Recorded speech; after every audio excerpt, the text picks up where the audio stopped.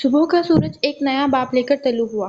کسی کو پتہ نہیں تھا کہ طوفان کون سا رخ موڑنے والا ہے۔ نئی زندگی شروع کرنے کے لیے ہمیشہ صفحہ پلٹنا کافی نہیں ہوتا، کبھی کبھی پوری کتاب بھی بدلنی پڑتی ہے۔ آج عنایا کی پوری زندگی کی اثر نو شروعات ہونے والی تھی۔ ناشتے کی ٹیبل پر آج عنایا کی جگہ آہل کے پہلو میں زر پورے استحقاق کے ساتھ براجمان تھی۔ سب کو مکمل طور پر اگنور کر کے وہ وقفے وقفے سے زر کو کچھ نہ کچھ کھلا کر وہاں بیٹھے گھر کے سربراہان کو غصے کو ہوا دے رہا تھا۔ سب نے ناشتہ کیا اور اٹھنے لگے تو آہل نے سب کے بڑھتے قدموں کو روکا۔ کچھ حساب کتاب چکتا کرنا ہے تم لوگوں سے۔ سب نے نافہم نگاہوں سے ایک دوسرے کو دیکھا اور ہال میں پڑے صوفے پر براجمان ہو گئے۔ کسی بھی انسان کو اس کے انتہائی کمزور پہلو سے مت توڑیں۔ آپ صلاحیت کے چاہے جس بھی درجے پر ہوں، مکافات عمل اٹل ہے۔ بائی دی وے، تم لوگوں کے پاس کیا ثبوت ہے کہ اذلان کو عنایا نے اپنے روم میں بلایا تھا؟ بلا تمہید آہل نے بات کا آغاز کیا۔ اذلان کے موبائل میں ثبوت موجود ہے، جس سے بعد میں وہ لڑکی اور اذلان دونوں ہی انکاری ہو گئے تھے۔ سلطان میر نے تلخی سے کہہ کر پہلو بدلا۔ اذلان اپنا موبائل دو۔ آہل نے اذلان کی طرف ہاتھ بڑھایا۔ اذلان نے بغیر کسی پشو پیش کے موبائل پکڑا۔ پہلا میسج ہی عنایا کے نمبر سے کیا گیا تھا۔ کچھ لمحے وہ بغور میسج کو دیکھتا رہا، پھر ایک خوبصورت مسکراہٹ لیے اسکرین آف کی اور اذلان سے مخاطب ہوا۔ اذلان، عنایا سے تم کئی بار خود سے مخاطب ہوئے تھے نا؟ تم نے کبھی اس کے رویے کو نوٹس کیا تھا؟ اس کے بات کرنے کا انداز، اس کا لہجہ چبھتا ہوا تھا تمہیں؟ جی، اس سے پہلے ایک بار میں نے عنایا کو دیکھا تھا باہر لان میں، تو میں خود چلا گیا اس سے بات کرنے میں، مگر یہ میری ہر بات کا بدتمیزی سے الٹا جواب دیتی۔ احساس توہین سے اذلان کا چہرہ سرخ پڑ گیا۔ آہل نے ہلکان بھرا۔ اور دوسری بات، عنایا بڑوں کو بھی تم کہہ کر مخاطب کرتی ہے۔ مجھے بڑا آکورڈ فیل ہوتا تھا۔ میں نے اس کو کئی بار ٹوکا کہ آہل جیسے بندے کے ساتھ رہ کر بھی تم میں کچھ مینرز نہیں سیکھے۔ بڑوں کو آپ کہہ کر بلاتے ہیں تو وہ برا مان گئی۔ اذلان نے حرف بہ حرف سچ بولا۔ جب تم عنایا کے روم میں گئے تھے تب کیا ہوا؟ عنایا اس وقت سو رہی تھی۔ میں سمجھا اس کی طبیعت زیادہ خراب ہوگی تو میں نے اسے ہلکا سا جھنجھوڑا۔ اس کی آنکھ کھلی اور مجھے دیکھ کر وہ غصے سے پھٹ پڑی کہ میری اتنی ہمت کہ اس کے کمرے میں گھس گیا اور جلی کٹی چلانے لگی۔ پھر میں نے موبائل نکال کر اسے میسج دکھایا تو وہ صحیح معنوں میں دھچکا لگا، کیونکہ نمبر اسی کا تھا۔ میں نے موبائل کی تلاش میں نظریں دوڑائیں مگر نہیں ملا۔ میں نے خود اس کے ساتھ مل کر کبرڈ، دراز، ہر جگہ چھان ماری، ہمیں موبائل نہیں ملا۔ عنایا کو لگا میں ڈرامہ کر رہا ہوں اور یہ سب میں نے جان بوجھ کر اسے بدنام کرنے کے لیے کیا ہے، بٹ آئی سویئر میں کچھ نہیں جانتا۔ مجھے پتا تھا آپ باہر گئے ہوئے ہیں اور عنایا کو کسی کی ہیلپ کی ضرورت ہوگی، تبھی دوڑتا ہوا آیا تھا، مگر جب میں باہر نکلنے لگا کسی نے باہر کی سائڈ سے دروازہ بند کر دیا تھا۔ میں نے بہت کوشش کی اوپن کرنے کی، نہیں کھلا۔ مجھے یقین آ گیا کہ ہمیں ٹریپ کیا گیا ہے، لیکن صدا کی جذباتی عنایا کو پھر بھی یہ سب مذاق لگ رہا تھا اور اس نے دروازہ زور زور سے بجانا شروع کر دیا۔ دروازہ کھلنے پر ایک ساتھ سبھی لوگ اندر داخل ہوئے۔ جھوٹ! جب ہم روم میں گئے تھے موبائل ڈریسنگ ٹیبل کے اوپر پڑا تھا، ہم سب گواہ ہیں۔ سلطان میر بیچ میں مداخلت کرنے لگا۔ ایک دم چپ! تم لوگوں کی گواہی کی ایسی کی تیسی۔ آہل نے اسے شٹ اپ کال دے دی۔ موبائل وہاں کیسے آیا؟ ہمیں نہیں پتا، ڈریسنگ ٹیبل کے اوپر میں نے خود چیک کیا تھا۔ آہل بار بار عنایا بولی۔ مطلب اسی وقت عنایا کے روم میں جو بھیڑ جمع ہوئی تھی اس کا فائدہ اٹھا کر کسی نے موبائل واپس رکھ دیا۔ انٹرسٹنگ! مسلم تو کافی شاطر نکلا۔ آہل نے طنزیہ مسکراہٹ حاضرین پر اچھالی۔ اذلان کے کہنے کے مطابق عنایا کو بڑوں سے بات کرنے کی تمیز نہیں، ہر کسی کو تم کہہ کر مخاطب کرتی ہے، تو یہ میسج ٹائپ کرتے وقت عنایا میں اتنی تمیز کہاں سے آ گئی جو اس نے اذلان کو آپ کہہ کر بلایا؟ آہل نے موبائل لہرایا۔ تینوں بھائیوں کو سانپ سونکھ گیا۔ انسان کو جیسے بولنے کی عادت پڑ جائے تو وہ عادت جلدی نہیں چھوڑتی۔ مطلب صاف ہے، یہ میسج عنایا نے کیا ہی نہیں، کسی اور کی کارستانی ہے۔ بندہ چاہے جتنا بھی خود کو ہوشیار کیوں نہ سمجھے، کہیں نہ کہیں سراغ چھوڑ ہی دیتا ہے۔ بات بالکل کلیئر ہے، عنایا پر تم لوگوں نے جھوٹا الزام لگایا۔ پہلے عنایا کا موبائل چھپا کر اسے اذلان کا میسج کرنا، اذلان کا آنا، روم کا بند ہو جانا، سب ایک سوچی سمجھی سازش ہے۔ دونوں بے خبری میں مار کھا گئے۔ اب مجھے عنایا کے لیے انصاف چاہیے۔ میں کیس کر سکتا ہوں تم لوگوں پر۔ اذلان، تم خود کی بے گناہی ثابت کرنے کے لیے تیار ہو نا؟ آہل بڑی ہوشیاری سے ان کے بنائے گئے داؤ کھیلنے لگا۔ جی، میں نے اپنی ماں کی سر کی قسم کھائی ہے کہ میں اس سب میں شامل نہیں۔ اگر آپ کیس کرنا چاہتے ہیں تو بھی میں اپنی بات پر ڈٹا رہوں گا، پیچھے نہیں ہٹوں گا۔ اذلان راضی ہوا۔ اب تو دو ہی راستے ہیں، ایک تو یہ کہ معاملہ گھر میں ہی سلجھا کر رفع دفع کیا جائے، اور دوسرا ہم یہ کیس کورٹ میں لے کر جائیں، اور مجھ میں اتنا دم ہے کہ سچ کی بنیاد پر کیس جیت جاؤں۔ مگر وہ کیا ہے نا کہ تم لوگ تھوڑے شریف ہو، کہاں کورٹ کچہری کے چکر میں پڑنا چاہو گے، اور یہاں اس حویلی میں بھی جوان لڑکیاں ہیں، سب سے زیادہ اثر تو ان پر ہوگا۔ آہل باری باری دلچسپی سے سب کے چہرے کے اتار چڑھاؤ نوٹ کے بات کر رہا تھا۔ میں نے بولا بھی تھا اس چھوکرے میں کوئی تو بات ہے، ہلکے میں مت لو، مگر تم ضد پر قائم تھے۔ اب بھگتو اپنے پیروں پر خود کو لہاڑی ماری۔ ایاز میر نے بھائی کے کان میں غصے سے پھنکارتے سرگوشی کی۔ ہر طرف ہو کا عالم تھا۔ پھر سے آہل نے گلا کھنکار کر بات شروع کی۔ اور مجھے یقین ہے کہ تم لوگ کبھی نہیں چاہو گے کہ گھر کے معاملات دہلیز سے باہر جائے۔ तुम लोगों की इज्जत की नीलामी हो और घर की बात घर में ही रहे तो हम असलान और अनाया का निकाह करवा देते हैं। अगर तुम लोग राजी नहीं हो तो हम आज ही सब हवेली वालों के ऊपर मर्द हतक इज्जत का केस दायर कर देंगे। आहिल बड़ी होशियारी से उन्हें अपनी उंगलियों पर नचाने लगा।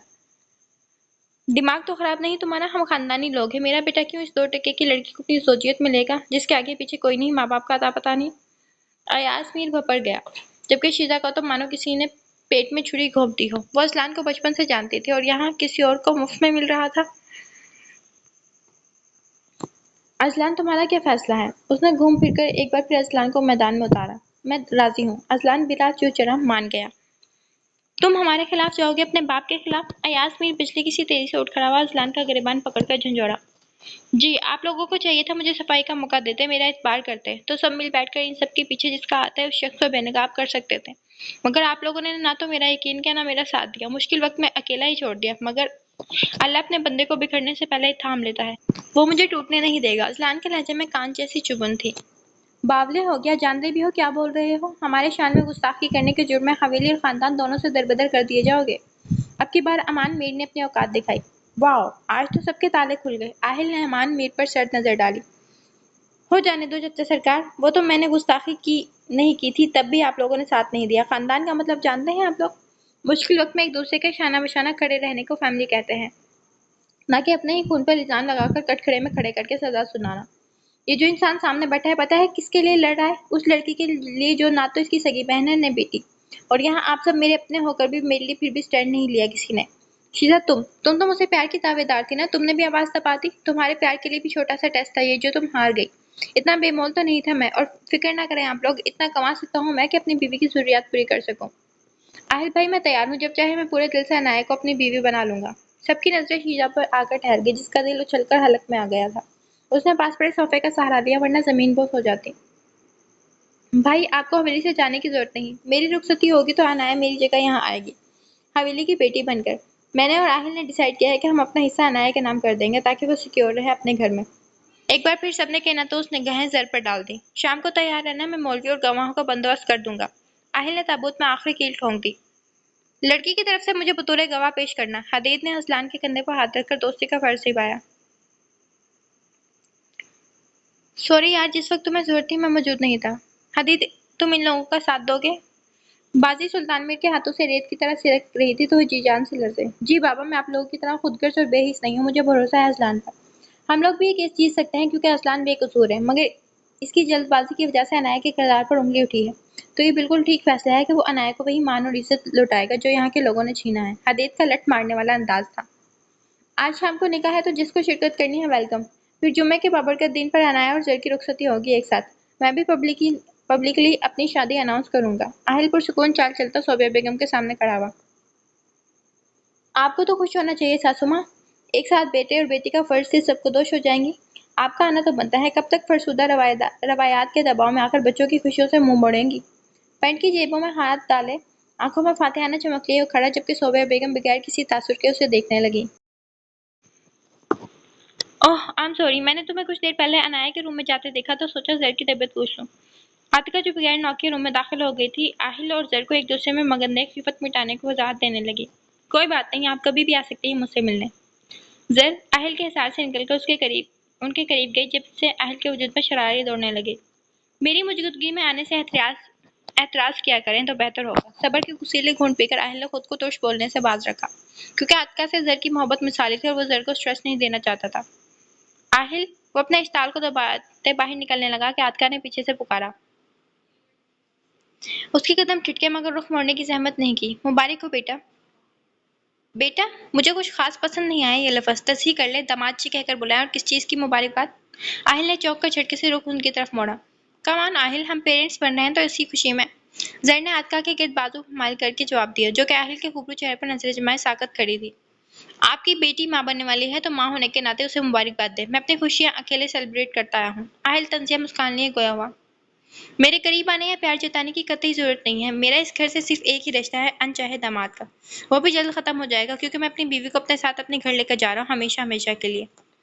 आहिल का अल्फाज था कि हथौड़े के बाद जो आतिका के दिल के आर पार होने लगे। कदम लड़खड़ाए तो जर ने थाम लिया। क्या हुआ, झटका लगा ना? آپ کو تو اپنے بچوں کو دیکھے بغیر نیند نہیں آتی، کبھی کسی کو گود میں لٹا کر سلاتی ہیں تو کبھی کسی کی محبت کا دم بھرتی ہیں، کبھی کس پر محبت جتاتی ہیں، تھکتی ہوں گی آپ۔ تو میں نے سوچا کیوں نہ آپ کو تھوڑی سی رعایت دی جائے، زر کا خیال میں اچھے سے رکھ سکتا ہوں جب تک ہم یہاں ہیں۔ جی بھر کے اسے دیکھ کر ممتا کو تسکین پہنچانے کی کوشش کریں۔ اگر کسی چیز میں آہل ایکسپرٹ تھا تو وہ الفاظ سے گھاؤ دینا، اور وہ اب وہی کرنے لگا تھا۔ کیوں کر رہے ہو تم ایسا؟ عاطقہ نے نمکین پانی حلق سے اتارا۔ کیونکہ مجھے نفرت ہے آپ سے مسز کامل یزدان۔ آہل نے تنفر سے چبا چبا کر لفظوں کے نشتر پھینکے۔ ماں ہوں تمہاری اور زر میری بہو ہے، میری خواہش پر تم دونوں کا نکاح کروایا تھا بابا سرکار نے، اب تم اسے مجھ سے چھین کر لے جا رہے ہو؟ عاطقہ کی ہمت جواب دے گئی۔ ریئلی؟ ذرا پھر سے کہیں ماں، سننے میں اور بولنے میں جتنا دل کو بھاتا ہے نا، دیکھنے میں ویسی فیلنگز نہیں آتی۔ اور 20 سال بعد ماں منظر پر آ گئی۔ عجیب بات ہے نا کہ جس کو جنم دیا اسے ناکردہ گناہوں کی سزا میں غیروں کے رحم و کرم پر چھوڑ دیا، اور نام نہاد اپنوں کو سینے سے لگا کر سناخوں پر بٹھا رکھا ہے۔ اور بڑی بات، کسی کو معلوم بھی نہیں کہ عاطقہ میر کا کوئی بیٹا بھی ہے، جس کو پیدا ہوتے ہی نانا کی گود میں ڈال کر جسے خود کو اس کے بوجھ سے آزاد کروا کر اپنے فرض سے سب کو دوش ہو گئی۔ کبھی کبھی تو مجھے لگتا ہے کہ میں آپ کے کسی بہکتے چٹاخ ایک اور لفظ نہیں، تم کسی گناہ کا بوجھ نہیں تھے۔ عاطقہ پر اس کی باتیں گراں گزر رہی تھی، جبکہ ہنس ہنس کے اہل کی آنکھوں میں پانی بھر گیا، جبکہ اسے پاگلوں کی طرح پہلی دفعہ ہنستے دیکھ زر کو وہ کوئی جنونی لگا تھا۔ پھوپھو پلیز۔ زر اہل کے دہکتے رخسار پر ہاتھ رکھ کر التجائیہ گڑ گڑائیں۔ تو انہیں سمجھاؤ نا، کوکھ میری بھی اجڑی ہے، اس کے وجود کو چھپانے کی بہت سی وجوہات تھی، ورنہ اب تک شوہر کے ساتھ اس سے بھی ہاتھ دھو بیٹھتی۔ عاطقہ کی آواز پست ہو گئی تھی۔ تو اب میں کون سا زندہ ہوں؟ آپ کا بیٹا 20 سال پہلے مر گیا تھا۔ یہاں جو آپ کے سامنے کھڑا اہل نظر آئے، یہ صرف ایک مٹی کا پتلا ہے جو سانس لے رہا ہے۔ مجھ سے میرا بچپن، میرے ماں باپ چھیننے والے اور کوئی نہیں، اس حویلی کے لوگ ہی ہیں، جنہیں میں بخشنے والا نہیں۔ اپنی زندگی کے ایک ایک لمحے کا حساب بے باک کرنے آیا ہوں ان لوگوں سے۔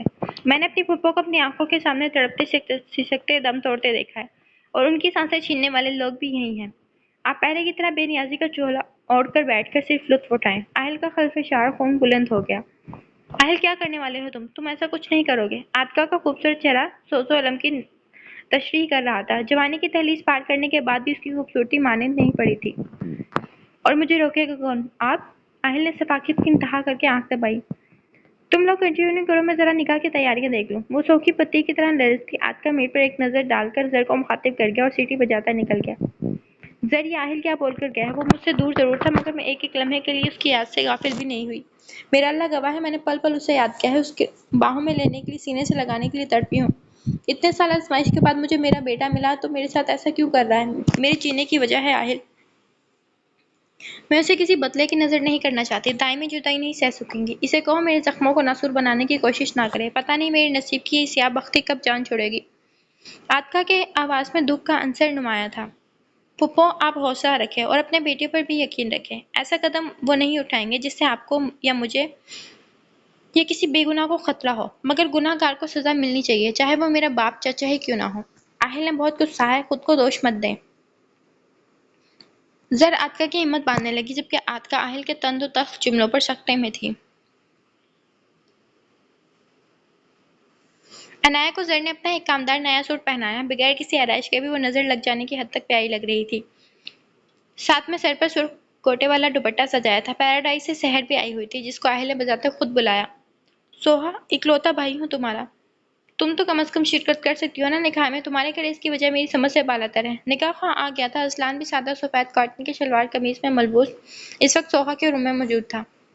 بھائی، میں بہت خوش ہوں آپ کے لیے، مگر وہ لڑکی مجھے ایک آنکھ نہیں بھاتی جو آپ کے لیے اور ہم سب کے لیے تکلیف کا باعث بنی۔ میں نے ہمیشہ شیزا کو اپنے بھابھی کے روپ میں دیکھا ہے، وہ آپ کو چاہتی تھی بے انتہا۔ اس کی بےتابیاں آپ سے بھی ڈھکی چھپی نہیں۔ دل ٹوٹا ہے اس کا، آپ کی زندگی کا اتنا اہم دن ہے، مگر میں نہیں آ سکوں گی۔ شیزا میری دوست ہے، اس لیے مجھے بہت گلٹی فیل ہو رہا ہے۔ اوپر سے زہر آپے کی خفیہ شادی، یہ سب کچھ میں ایکسپٹ نہیں کر پا رہی۔ سوہا نے نکاح میں نہ آنے کی وجہ بتائی۔ ہم سب اوپر والے کے رحم و کرم پر ہیں، سب کچھ طے ہوتا ہے، ہم صرف ان کے فیصلوں کے آگے سر تسلیم خم کرتے ہیں۔ میں نے بھی نہیں سوچا تھا کہ میرے ساتھ ایسا کچھ ہوگا، اور زر کے نکاح کا سن کر میں خوش ہوا ہوں۔ اہل کسی بھی لڑکی کا آئیڈیل ہو سکتا ہے۔ زر خوش قسمت ہے، اسے اہل جیسا شوہر ملا جو اس پر جان چھڑکتا ہے۔ چھوڑو یہ سب، اگر تمہیں اپنے بھائی کی خوشی واقعی عزیز ہے تو اپنا ایگو سائڈ پر رکھ کر آ جانا، مجھے خوشی ہوگی۔ اصلان نے اس کے سر پر بوسہ دیا اور باہر نکل گیا۔ ازلان، یہ نکاح کے بعد عنایا کو پہنا دینا خاندانی کنگن ہے۔ میرے نکاح والے دن تمہاری دادی نے مجھے پہنائے تھے۔ وہ ہال کی طرف جا رہا تھا جہاں آہل اور باقی افراد نکاح خان کے پاس موجود تھے اس کے انتظار میں کہ آہل کی ماں صوبیہ بیگم نے اسے پکارا۔ مجھے کچھ نہیں چاہیے ماما، بس آپ کی دعائیں چاہیے۔ عنایا کے لیے ماں چاہیے۔ ازلان نے ان کے ہاتھ میں موجود کنگن پر ہاتھ رکھا جبکہ آنکھیں کرب اور اذیت سے بھر آئیں۔ ازلان، میں اس عمر میں طلاق کا ٹیگ اب ماتھے پر سجا کر نہیں جی پاؤں گی۔ صوبیہ بیگم آپ دیدہ ہوں۔ اللہ نہ کرے، آپ کیسی باتیں کر رہی ہیں؟ آپ میرے جیتے جی ایسے خدشے اور وہم کیسے پال سکتی ہیں؟ بابا سرکار آپ کو اپنی زندگی سے بے دخل کرنا چاہتے ہیں تو بے شک کر دیں۔ آپ کا بیٹا ہمیشہ آپ کے پاس رہے گا، آپ کی ڈھال بن کر۔ پھینک آئے خود کے اوپر پہنے بےہودہ روایات کی چادر کو۔ اپنے اور اپنے بچوں کے لیے جینا سیکھ لیں ماما، ہمیں آپ کی ضرورت ہے ہر قدم پر۔ ازلان ماں کو ساتھ گلے لگائے تاثر بھرے لہجے میں گویا ہوا۔ اس نے ازلان کے چہرے کو ہاتھوں کے پہلے میں بھر کے اس کے ماتھے پر لب رکھ دیا۔ میں آؤں گی میرا بچہ۔ ازلان کا من ایک دم بھر آیا، جیسے سر سے کوئی بھاری بوجھ سرک گیا ہو، اور سر ہلا کر ان کے ہاتھ سے کنگن لے کر پاکٹ میں رکھ دیا اور ہال کی طرف بڑھ گیا۔ حویلی میں سے صرف حدید اور صوبیہ بیگم نے نکاح میں شرکت کی۔ ازلان اتنے میں ہی خوش تھا۔ نکاح ہو گیا تو ازلان سب سے گلے مل کر مبارکباد وصول کرنے لگا۔ آہل کے قریب آ کر وہ تھوڑا فاصلے پر رک گیا۔ عنایا جس شکستہ حالت میں مجھے ملی تھی، ٹوٹی بھیکری، بالکل پاگل سی، بات بات پر بھپٹ جاتی تھی، خود کو اذیت دینے کی کوشش کرتی، مجھے اسے واپس زندگی کی طرف لوٹانے میں عرصہ لگ گیا۔ یہ سب تو میں اس لیے بتا رہا ہوں کہ اب اس کی زندگی کی ڈور تمہارے ہاتھ میں تھما دی ہے۔ تم نے اس کی حفاظت اور عمر بھر کا ساتھ نبھانے کا عہد کیا ہے، اور امید رکھتا ہوں کہ تم اپنے وعدے کا مان رکھو گے۔ عنایا کا کوئی بھی نہیں ہے، رشتوں کی تلخیوں سے نابلد ہے۔ اس کے پاس صرف ایک ہی رشتہ تھا، آہل یزدان کا، مگر وہ آہل خود کسی کی امانت تھا۔ عنایا تھوڑی سرپری ہے مگر دل کی بہت اچھی ہے۔ اگر کبھی کوئی غلطی سرزد ہو جائے تو بجائے بدگمان ہونے کے اس کا بچپنا سمجھ کر معاف کر دینا۔ وہ تھوڑی الجھی سی ہے مگر تم سلجھا دینا۔ یہ مت سوچنا کہ وہ کسی بدلے کی اوز تمہارے سر پر مسلط کی گئی ہے۔ آہل خلاف معمول زیادہ بول گیا اور ازلان کو گلے لگا گیا۔ مجھے خود سے جڑے لوگوں کے حوالے بھی بہت عزیز ہیں۔ اس کے کان میں گمبھیر سرگوشی کر کے وہ دور ہٹا۔ تھینکس آہل بھائی، اور مجھے اپنی بہن سے بہت پیار ہے۔ مجھے اس سے کوئی سروکار نہیں کہ عنایا کون ہے، مگر میں اس سے پیار کرنے لگا تھا، اور پیار میں باقی ساری باتیں بے معنی ہو جاتی ہیں۔ ازلان اس کے وجیہہ سپاٹ چہرے پر نظر جمائے قدرے تحمل سے گیا ہوا۔ جاؤ اپنی بیوی سے مل لو۔ آہل اس کے کندھے پر ہاتھ رکھ کر گیا ہوا۔ جی؟ ازلان بے یقینی سے اس کی طرف دیکھنے لگا۔ ہاں جاؤ، حویلی میں رواج ہے نا نکاح کے بعد بیوی سے ملنے کا، منہ دکھائی دینے کا، مل لو۔ آہل سنجیدگی سے گیا ہوا۔ عنایا کو زر کے روم میں شفٹ کر دیا گیا تھا۔ ازلان ناک کر کے روم میں داخل ہوا تو عنایا کو اپنی ماں کے سینے سے لگے دیکھ اس کے رگوں میں سکون کی سرایت کرنے لگا۔ مبارک ہو بیٹا، سب سے پہلے آتکا اس کی گلی لگی۔ تھینکس پپا، اور ساتھ میں کھڑی زر کو بھی اس نے خود سے لگایا۔ پھر وہ ماں کے قریب آیا تو بے ساختہ ماں نے اسے سینے سے لگایا اور کئی آنسو ازلان کے کندھے میں جذب ہوئے۔ ماما رونا نہیں، آپ کا بیٹا آج بہت خوش ہے، پلیز۔ ازلان نے ان کے آنسو صاف کیے۔ بھائی عنایا سے نہیں ملنا؟ زر اس کی بے چینی نوٹ کر کے شرارتاً گویا ہوئی۔ ہاں وہ مل لوں گا۔ طویل سانس کھینچ کر بدوقت لہجے کو نارمل کر کے اس نے عنایا پر ایک سرسری نظر ڈالی تو حواس سلب ہو گئے۔ سرخ ٹمٹماتا چہرہ، ساتھ میں سرخ رنگ دوپٹے کے حالے میں اس کا من موہنی چہرہ دہک رہا تھا، جو انگلیوں کو آپس میں الجھائے ہاتھوں کی لرزش کو قابو کرنے کی تگ و دو میں بری طرح ناکام تھی۔ زر اپنی ماں اور آتکا بیگم کو ساتھ لے کر روم سے نکل گئی۔ مبارک ہو۔ عنایا کو کندھوں سے پکڑ کر نرمی سے اپنے مقابل کھڑا کر کے وہ اپنا عیت بھرے لہجے میں بولا۔ عنایا کی ریڑھ کی ہڈی میں سرد لہر دوڑ گئی۔ اس نے سختی سے آنکھیں میچ لی۔ اس کے گلاب چہرے کو اوپر اٹھا کر اس نے عنایا کے ماتھے پر محبت کی مہر جذب کی۔ عنایا اس کے گرم لبوں کی نرماہٹ محسوس کر کے کرنٹ کھا کر پیچھے ہٹی تھی۔ دور رہو تم۔ اپنے دل کی دھڑکنیں سست پڑتے دیکھ وہ حواس باختہ ہوئی۔ بولچی عنایا کے اوسان خطا ہو گئے تھے۔ ازلان کے ہونٹوں پر ایک خوبصورت مسکراہٹ بکھرنے لگی اور عنایا کو سینے سے لگایا۔ مجھے 100 بار بھی زندگی ملے تو میں ہر بار تمہارا انتخاب کروں گا۔ مجھے تم سے محبت کرتے رہنا پسند ہے، کسی بھی بدلے کی تمنا کیے بغیر۔ ازلان نے اس کے کان میں سرگوشی کرتے کان کی لو کو ہلکا سے دبایا۔ چپک کیوں رہے ہو؟ فاصلہ بنا کر شرم و حیا سے سرخ پڑتی ہوئی جھجکتی ہوئی بولی۔ ازلان کی پرحدت نظروں کا ارتکاز وہ خود پر محسوس کر کے کان کی لو تک سرخ ہو گئی تھی۔ بقول تمہارے میری صورت تو قابل قبول ہے، تم ایک نظر اٹھا کر دیکھ سکتی ہو مجھے۔ ازلان نے اس کی کہی گئی بات دہرا کر اپنے درمیان اجنبیت کی دیوار گرانے کی کوشش کی۔ مجھے جانا ہے۔ محرم کی قربت واقعی حواس جھنجھوڑ دیتی ہے، اپنی اتھل پتھل سانسوں کے بیچ کہہ کر وہ رخ موڑ کر جانے لگی۔ عنایا، ازلان نے بےتابی سے پکارا۔ عنایا کے چلتے قدم رک گئے۔ تمہیں پانے کے لیے بہت کچھ کھویا ہے، پلیز مجھے کبھی مت دھتکارنا، باقی کا سفر تمہارے سنگ طے کرنا ہے۔ اس کے قریب آ کر عنایا کا نرم سفید بایاں ہاتھ اپنے مضبوط ہاتھ میں لے کر اس میں کنگن پہنائے اور کنگن پر اپنے لب رکھ دیے۔ ازلان کے ملتجانہ الفاظ اور بےتکلفی سے چھونے پر عنایا کے دل میں ایک بیٹ مس کی۔ بغیر کوئی جواب دیے وہ روم سے نکل گئی۔ میں یہاں بیٹھ سکتی ہوں؟ انایا نیچے آ کر تنے نکوش کے ساتھ آتکا کے سامنے کھڑی ہوئی جو صوفے پر زر کے ساتھ بیٹھی تھی۔ ہاں بالکل میری جان، ادھر آؤ میرے پاس۔ آتکا جلدی سے اپنے پہلو میں اس کے لیے جگہ بنا گئی۔ وہ بغور آتکا کے چہرے پر چھائے خلوص اور محبت کی کلیاں دیکھنے لگی۔ کیا وہ ایسے کیوں دیکھ رہی ہو؟ آتکا نے اسے خود کی طرف ٹکٹکی باندھے دیکھا تو مسکرا کر استفسار کیا۔ یہ بھی میری طرح سوچ رہی ہیں کہ آپ اتنی پیاری کیوں ہیں؟ اور آپ کا ڈمپل تو واہ کمال کا ہے، میں تو دیوانی ہو گئی ہوں، ہے نا؟ سحر نے بیچ میں مداخلت کر کے انایا کے گرد بازو پھیلائے۔ ہال میں داخل ہوتے آہل نے سحر کے آخری الفاظ پر اذیت سے آنکھیں میچی۔ آتکا نے آہل کے چہرے پر کرب کے آثار دیکھے تھے۔ آہل چہرے پر بیزاریت سمائے اندر داخل ہوا تھا۔ انایا بے تابی سے اٹھ کر اس کی طرف لپکی اور اس کے سینے سے لگ کر ضبط کا بندھن ٹوٹ گیا اور رو پڑی۔ شش! آہل نے اس کے سر پر نرمی سے بوسہ دیا۔ مجھے یہاں نہیں رہنا آہل، اپنے گھر جانا ہے۔ انایا بچوں کی طرح نروٹھے پن سے بولی۔ آپ کی جانکاری کے لیے عرض ہے بھابی بیگم کہ اب تمہارا گھر یہی ہے۔ آہل کے پیچھے سے اندر آتے حدید نے ہلکا سا ٹونٹ کیا۔ لہجے میں مزاح کی آمیزش تھی۔ بالکل ٹھیک کہہ رہا ہے حدید، اب یہی تمہارا گھر ہے اور تم یہاں رہو گی اور تمہارا بھائی بھی تو ادھر ہی رہتا ہے نا؟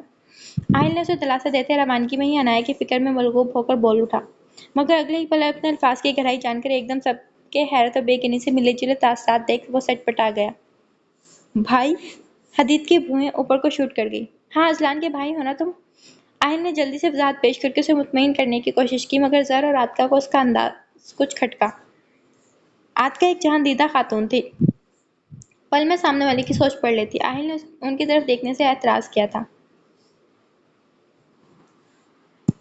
یار انایا ایک کپ چائے تو پلا دو۔ حدید اور اذلان آفس سے تھکے آ رہے تو انایا کو زر کے ساتھ بیٹھتے دیکھ اس نے دکھتے سر کو پکڑ کر فرمائش کی، جبکہ انایا اس کی غیر متوقع فرمائش پر الجھن کا شکار ہو گئی۔ اذلان بھی حدید کے نام کی بات سن کر روم میں جانے کی بجائے اس کے ساتھ ہی بیٹھ کر انایا کے چہرے پر پھیلتے رنگوں کو دیکھنے لگا۔ میں بناتی ہوں بھائی۔ زر نے حدید کو آنکھوں ہی آنکھوں میں باز رہنے کی تلقین کی۔ ارے یار میرا من کر رہا ہے انایا کے ہاتھوں کی چائے پینے کا، اتنا تو کر سکتی ہے نا میرے لیے؟ آفٹر آل ایک لوتا دیور ہوں اس کا، اور آہل نے تو اس کا بھائی ہی بنا دیا مجھے۔ حدید کے بڑھتے اسٹار پر انایا کی رنگت فوق ہو گئی، جبکہ اذلان ٹھوڑی کے نیچے مٹھی جما کر محسوس ہونے لگا۔ مجھے چائے بنانی نہیں آتی۔ عجیب زبردستی تھی، پیچھے ہی پڑ گیا تھا۔ انایا اصلی ٹون میں واپس آ کر بڑبڑائی۔ تو سیکھ لینے میں کیا حرج ہے، شروعات مجھ سے ہی کر لو، یقین مانو جیسی بھی بنے گی میں خوشی خوشی پی لوں گا۔ انایا کی اڑی رنگت سے محسوس ہوتا وہ مسلسل اسے چھیڑنے لگا۔ شیزا اور سوہا بھی ہال میں آ کر بیٹھ گئی تھی۔ انایا کے ساتھ اپنے بھائی کو بے تکلفی دیکھ گودان پیس کر رہ گئی۔ کلموہی سب کو قابو کرنے کا ہنر رکھتی ہے۔ آہل نے کبھی کوئی کام نہیں کرنے دیا، ہمارے گھر میں نوکروں کی فوج ہمہ وقت موجود رہتی تھی۔ انایا نے عذر پیش کیا۔ یہ ٹرائی تو کرنا، پیار سے بناؤ گی تو اچھی بنے گی، اور پھر تمہارا یہ شوہر ہے نا ہیلپ کر دے گا، سکھا دے گا تمہیں، بہت اچھی چائے بناتا ہے، کیوں اذلان؟ اس نے لگے ہاتھوں اذلان کو بھی انوالو کیا جب اذلان کو زور کا اچھو لگا۔ میں خود تھک کر آیا ہوں اور تمہاری بےڈنگ فرمائش میری بیوی کیوں پوری کرے؟ اذلان نے ہری جھنڈی دکھائی، جبکہ حدید کے اگلے عمل پر سب پر حیرتوں کے پہاڑ ٹوٹ پڑے۔ اس نے انایا کو ہاتھ سے پکڑ کر کھڑا کیا اور اسے ساتھ لیے کچن میں جانے لگا کہ سلطان میر کی کاٹدار آواز سماعتوں میں گونجی۔ یہ کیا بے ہودگی پھیلانے لگے ہو تم لوگ؟ اور حدید تمہیں کوئی احساس بھی ہے کہ تم کیا کر رہے ہو؟ یہ لڑکی زبردستی ہمارے سروں پر مسلط کر دی گئی ہے، اس کی وجہ سے رشتوں میں دراڑ پڑ چکی ہے۔ ہوش کے ناخن لو، کیوں اسے سر پر سوار کر رہے ہو؟ چچا سرکار، آپ اس طرح میری بیوی کی انسلٹ نہیں کر سکتے، اب وہ اس گھر کی عزت ہے، میر خاندان کی بہو۔ اذلان بجلی کی تیزی سے انایا کے قریب آ کر اس کا دفاع کرنے لگا۔ اسے میر خاندان کی بہو ہم نے تسلیم نہیں کیا، بہتر ہوگا اسے ہماری نظروں سے دور کرو۔ چبھتی ہے میری نظروں کو۔ سلطان میر انایا کے سفید پڑتے چہرے کو دیکھ اندر تک سرشار ہوا تھا۔ میں بھی یہی سوچ رہا تھا کہ انایا کی نظریں تم لوگوں کے مکروہ چہرے پر نہ پڑیں، اس لیے میں نے ایک فیصلہ لیا ہے، ہم حویلی کو 2 حصوں میں تقسیم کر دیں گے۔ آہل نے کوٹ صوفے کی طرف اچھال کر آستینیں کونیوں تک چڑھائی۔ ہم خاندانی لوگ ہیں آہل یزدان، جائیداد کا بٹوارہ نہیں کرتے، چاہے ہمارا سر ہی کیوں قلم نہ ہو جائے۔ وراثت کی تقسیم، وہ بھی اس بدذات لڑکی کے لیے، سوال ہی پیدا نہیں ہوتا۔ سلطان میر نے تنفر بھری نظر انایا پر ڈالی۔ بٹوارہ تو تم لوگوں کے بابا سرکار خود کر چکے ہیں، میں تو صرف آگے کا لائحہ عمل طے کروں گا، جس کا مجھے پورا اختیار ہے۔ آہل موبائل نکال کر ایک نمبر ڈائل کرنے کے بعد کان سے لگا گیا۔ ہاں مس شیری، وہ فائل ڈرائیور کے ہاتھوں بھجوا دو جلدی۔ بات مکمل کر کے اس نے کال کاٹ دی۔ انایا تمہیں ان لوگوں سے دبنے کی ضرورت نہیں، ہم نے حویلی کا آدھا حصہ تمہارے نام کیا ہے، کاغذات تیار ہو چکے ہیں، اپنے لیے لڑنا سیکھو۔ آہل انایا کو خود سے لگائے صوفے پر بیٹھ گیا۔ آہل مجھے کچھ نہیں چاہیے، صرف سکون چاہیے جو مجھے اپنے گھر میں ملتا ہے۔ یہاں میرا دم گھٹ رہا ہے۔ ہم آزاد ماحول میں پڑے بڑے ہیں، مجھے اس قید میں نہیں رہنا۔ یہاں چھوٹی چھوٹی باتوں پر رائی کا پہاڑ بن جاتا ہے، بار بار کسی نہ کسی کے عتاب کا نشانہ بنتی ہوں۔ عنایت گر سے بے نیاز اپنے ہی دکھ رو رہی تھی، جبکہ اس کی باتوں سے اسلان کی دھڑکنوں میں طغیانی برپا ہو رہی تھی۔ تمہیں میں نے سکھایا تھا نا، کوئی ادب سے پیش آئے تو واجب ہے تم پر احترام کرنا، ورنہ لوگوں کے لہجے اس کے منہ پر مارا کرو۔ اسلان کی کنپٹی کی رگیں پھڑک گئی۔ اسلان، اپنی بیوی کو لے جاؤ اور اسے سمجھاؤ کہ شادی کے بعد لڑکیاں سسرال میں اچھی لگتی ہیں۔ اہل کے بولنے سے پہلے عاتکہ نے اسلان کو حکم دیا۔ عاتکہ، تم کون ہوتی ہو ہمارے بیچ بولنے والی؟ اگر آئندہ ہمارے معاملات میں مداخلت کرنے کی حماقت بھی کی تو زبان گدی سے کھینچ نکال دوں گا۔ سلطان میر اتنا تیز دھڑا کہ عاتکہ کے قدم لڑکھڑائے۔ وہ گرنے والی تھی کہ پاس کھڑی زر نے جلدی سے اسے تھام لیا۔ سلطان میر! اہل حلق کے بل چلایا۔ دوسرے لمحے وہ توقف لیے بنا سلطان میر کے روبرو کھڑا تھا۔ تم نے میری بیوی پر ہاتھ اٹھایا تھا، میں خاموش تھا۔ اب اگر دوبارہ ان کے ساتھ اونچی آواز میں بات کی تو میں عمر کا لحاظ بھول جاؤں گا۔ عاتکہ کی درگروں حالت دیکھ اہل آپے سے باہر ہو گیا تھا، جبکہ اہل کے اس طرح اوور ریئیکٹ کرنے پر عاتکہ ہراساں سی پیچھے ہٹنے لگی۔ ہم کسی اہل وغیرہ کو یہ اجازت قطعی نہیں دیں گے کہ وہ ہمارے گھر کے معاملات میں دخل اندوزی کرے۔ اپنی بیوی کو لے کر یہاں سے دفع ہو جاؤ۔ باقی ہمارے حویلی کے کسی فرد کے ساتھ رشتہ داریاں نبھانے کی ضرورت نہیں۔ ایاز میر نے دشتی سے کہہ کر اس کی اوقات دکھا دی۔ بھائی اور بیٹے کو ایک دوسرے کا مقابل دیکھ عاتکہ کی طبیعت بگڑنے لگی۔ خوف اور اندیشے کی گھنٹیاں کانوں میں بجنے لگی تھیں۔ تم لوگوں کو شے دینے پر یہ اجنبی لڑکا آج اتنا اترا رہا ہے۔ تم لوگوں نے ڈھیل دی ہوئی ہے۔ ایاز میر کا خون ابل رہا تھا، حویلی والوں کو اس کی طرفداری کرتے دیکھ اہل کو اپنی شریانی ضبط سے پھٹتی ہوئی محسوس ہوئی۔ دل بغاوت پر اتر آیا۔ دل کے کسی کونے میں دبکے ہوئے بیٹا ہونے کے احساس نے سر اٹھایا۔ زر کے ہاتھوں سے عاتکہ کا بازو چھڑا کر اس نے عاتکہ کو اپنے پیچھے کر دیا اور اس کے آگے آہنی دیوار بن کر کھڑا ہوا۔ اہل نہیں! عاتکہ نے اپنا لرزش زدہ ہاتھ آتش فشاں بنے بیٹے کے کندھے پر رکھتے اس کے ابلتے ہوئے معدے کو پھٹنے سے روکا۔ اہل نے اپنے کندھے پر لرزتا ہاتھ محسوس کرکے ہاتھ نرمی سے اپنے مضبوط آہنی ہاتھ میں لے کر اس پر عقیدت سے لب رکھے اور اس کی ڈھارس بندھائی، جبکہ عاتکہ کی آنکھیں شدت جذبات سے بند ہو گئی اور وہ وہیں اہل کے بازوؤں میں ڈھیر ہو گئی۔ موم! اہل کی دل خراش چیخ حویلی کی در و دیوار ہلا گئی۔ موم! اہل نے عاتکہ کو باہوں میں بھرا اور انہیں پاس پڑے صوفے پر احتیاط سے لٹا کر اس کے پاس گھٹنوں کے بل بیٹھ کر اس کا چہرہ تھپتھپانے لگا، جبکہ اہل کے منہ سے سننے والے لفظ موم پر حویلی والے حیرت اور بے یقینی کا شکار رہ گئے۔ پوری حویلی میں جیسے موت کا سا سناٹا چھا گیا تھا۔ اہل بھائی پانی! اسلان نے پانی کا گلاس اس کے آگے کیا تو اہل نے جھپٹ سے گلاس میں انگلیاں ڈبو کر عاتکہ کے چہرے پر پانی کی چھینٹے مارے۔ موم، آنکھیں کھولیں پلیز! اہل کی گھٹی گھٹی آواز حلق سے نکل آئی۔ ارد گرد سے بے نیاز وہ عاتکہ کے چہرے پر جھکا تھا۔ بے اختیار ان کے نم رخسار پر لب رکھ گیا۔ پھر کسی کو بھی سوچنے کا موقع دیے بغیر وہ عاتکہ کو باہوں میں بھر کر باہر کی طرف بھاگا کہ سلطان میر کے سامنے قدم ٹیٹ گئے۔ دعا کرنا سلطان میر، میری ماں کو کچھ نہ ہو، ورنہ اس حویلی کی اینٹ سے اینٹ بجا دوں گا میں۔ ایسی بھیانک موت دوں گا تم سب کو کہ آخری رسومات کے لیے بھی تمہارے ٹکڑے نہیں ملیں گے۔ اہل کی پھنکارتی آواز میں ایک وحشت برپا تھی کہ سب سہم گئے۔ اہل کے پیچھے اسلان اور حدید بھی برق رفتاری سے نکل گئے۔ یہ کیا اور فول بک کر گیا ہے؟ دماغی توازن تو نہیں بگڑ گیا؟ پیچھے حویلی میں صرف خواتین اور ایاز میر اور سلطان رہ گئے تو دونوں بھائی بیٹھک میں چلے گئے تھے۔ ایاز میر نے استفہامیہ نگاہوں سے سلطان میر کو دیکھ کر زہر خند لہجے میں پوچھا۔ پتہ نہیں بھائی صاحب، میں تو خود حیران ہوں، عاتکہ کی شادی نہیں ہوئی تھی، یہ بیٹا کہاں سے آ گیا جو ٹنکیے کی چوٹ پر اسے ماں کہہ کر ہمیں انگلی دکھا کر چلا گیا؟ سلطان میر نے داڑھی کھجاتے ہوئے کہا۔ تم نے پوری چھان بین تو کروائی تھی نا اہل کی کہ اس کے آگے پیچھے کوئی نہیں، اور عاتکہ کے اس عاشق کے گھر بھی تم خود گئے تھے؟ ایاز میر کی آنکھوں سے نفرت آمیز شرارے نکل رہے تھے۔ جی بھائی صاحب، میں خود گیا تھا اپنے ساتھیوں کے ہمراہ اور پوری تسلی کر کے لوٹا تھا۔ عاتکہ کی شادی نہیں ہوئی تھی، اس کا افیئر چل رہا تھا، جبکہ بابا سرکار بھی سب کچھ جانتے تھے۔ ان کی بیجا لاڈ پیار نے ہی عاتکہ کو سرفراہ بنا دیا تھا۔ اس کے عاشق کے ہاتھ پیر توڑوا کر اوپر پہنچانے کا پورا بندوبست کیا تھا میں نے، اور اس کی ننھی حسین بہن جو بڑا پھڑپڑا رہی تھی اس پر بھی ہاتھ اچھے سے صاف کر کے ادمرے حالت میں چھوڑ کر آیا تھا۔ سلطان میر اپنے گھناؤنے فعل کو یاد کر کے ایک بار پھر شیطانیت سے مسکرایا۔ وہ تو ٹھیک ہے، مگر یہ لڑکا کون ہے؟ تم ایک بار پھر سے تفتیش کرو، کچھ تو گڑبڑ ہے۔ اس لڑکے کی آنکھوں میں انتقام کے شعلے بھڑک رہے ہیں، جتنا شاطر دماغ ہے اس کا کچھ تو ٹھان ہی لیا ہوگا۔ ایاز میر کا چہرہ اہل کے تنبیہی دو آتشی لہجہ یاد کر کے تاریک پڑا۔ میں دیکھتا ہوں، مجھے لگتا نہیں کہ ایسا کچھ ہوگا، سب کا دماغی خلل ہوگا۔ اہل نے واقعی سب کو چنبے میں ڈال دیا تھا۔ حویلی میں موجود تمام خواتین لبوں کو مفتول کیے ہال میں ساکت بیٹھی تھیں۔ کچھ دیر پہلے جو طوفان آیا تھا کسی کے وہم و گمان میں بھی نہ تھا۔ اہل کا جنونی ردعمل یاد کر کے سب کے رونگٹے کھڑے ہو گئے تھے۔ آپی؟ کون ہے اہل؟ شیزہ سے مزید برداشت نہیں ہوا تو زر سے پوچھ لیا۔ جو کب سے پتریلے چہرے پر تاثرات ہو جائے بیٹھی تھی۔ پھپھو کا بیٹا، زر نے یکسری جواب دیا۔ جہاں تک ہماری جانکاری پھپھو کی شادی نہیں ہوئی تو بیٹا کہاں سے آ گیا؟ کیا بغیر شادی کے؟ شیزا، زر کی کاٹدار آواز نے شیزا کو سٹ پٹانے پر مجبور کر دیا۔ ٹھیک ہے تو کہہ رہی ہے شیزا، حقیقت یہ ہے سالوں سے پھپھو یہاں ہماری حویلی میں ہماری نظروں کے سامنے ہے۔ ہم نے تو کبھی ان کے شوہر یا بچوں کو نہیں دیکھا، تو یہ اچانک بیٹا یوٹیوب سے ڈاؤن لوڈ کر کے ٹپکا ہے کیا؟ سوہا تو زر کی بے نیازی پر سلگ گئی تھی۔ وہ تو پہلے ہی سے ہی زر سے نالاں تھی، اب موقع ملا تو دل کا غبار نکالنے کا۔ تم لوگ ویٹ کرو اہل کے آنے کا، سب کو اپنے سوالوں کے جواب مل جائیں گے۔ زر نے شٹ اپ کھول دی اسے۔ کیوں؟ تمہارا شوہر تم سے بھی اپنے راز چھپاتا ہے جو تمہیں بھی نہیں بتایا، یہ صرف اپنے نفس کی تسکین کے لیے بیوی بنایا ہے۔ سوہا اس کا اطمینان دیکھ مشکوک لہجے میں گہرا وار کر گئی۔ سوہا، صوبیہ بیگم نے اس کے ڈنک مارتے لب و لہجے پر متعجب تھی۔ کیا مام صحیح تو بول رہی ہوں؟ سوہا نے نفرت سے پہلو بدلا۔ انایا، معافی مانگو۔ وہ پہلی دفعہ تھا جب آہل نے انایا کو بری طرح لتاڑا تھا۔ آپ مسکرائیں پلیز، آپ بہت پیاری لگتی ہیں۔ انایا، آپ کو نہیں لگتا یہ لیڈی کی چین پر جو ڈمپل بنتا ہے وہ ہو آہل بھیا جیسا ہے؟ شہر کی گئی پیشن گوئی نے اس کے حواس جھنجھوڑ دیے تھے۔ انایا اپنے روم میں آ کر جلے پیر کی بلی کی طرح ادھر ادھر چکر لگا رہی تھی۔ آہل کی لہو رنگ آنکھیں یاد کر کے اس نے خوف سے جھڑچڑی لی۔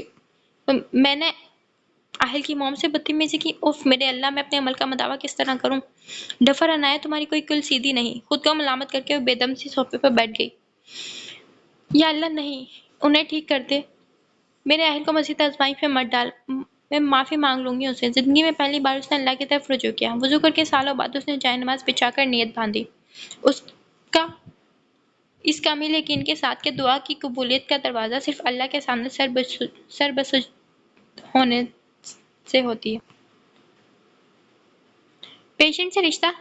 ڈاکٹر نے اپنے مخصوص پیشہ ورانہ انداز میں ایمرجنسی سے اضطرابی کیفیت میں باہر پریٹ مارتے ہوئے آہل سے پوچھا، جو چند سیکنڈز میں ڈاکٹر کی دوڑیں لگوا کر ایمرجنسی میں بھیج چکا تھا۔ ماں ہے میری، وہ ٹھیک تو ہے نا؟ بے ہوش کیوں ہوئی؟ ایک ہی ساتھ میں سوالات کی بوچھاڑ کر گیا۔ جی، ان کی حالت اب بہتر ہے، مگر انہوں نے کسی بات کا بہت زیادہ سٹریس لیا تھا، بی پی بھی شوٹ کر گیا۔ ڈاکٹر نے تحمل سے جواب دیا۔ ڈاکٹر صاحب، کیا ہم مل سکتے ہیں؟ اہل کو ضبط سے مٹھیاں بھیجتے دیکھ آہل نے پہل کی۔ آف کورس، انہیں وارڈ میں منتقل کر دیا گیا ہے، لیکن کوشش کیجیے گا کہ انہیں جن باتوں سے دھچکا لگا ہے ان کے سامنے وہ باتیں دہرانے سے گریز کیا جائے۔ ڈاکٹر ہدایت دے کر چلا گیا تو تینوں اندر داخل ہوئے۔ پھپھو کیسی ہیں آپ؟ سب سے پہلے حدید عاتکہ کے قریب گیا اور اس کے گرد بازو پھیلا کر اس کے سر پر لب رکھے۔ میں ٹھیک ہوں بیٹا، وہ میرا آہل۔ اس نے کن آنکھوں سے حدید اور اذلان کو دیکھ کر خفت سے آنکھیں چرائی۔ وہ بھی ادھر ہی ہے۔ دونوں نے پیچھے دروازے کے قریب شکستہ حالت میں کھڑے آہل کی طرف دیکھا جو مضبوط قدم اٹھاتا قریب آیا۔ آہل، میرا بچہ۔ عاتکہ کے لبوں سے سرسراتی سرگوشی نکلی۔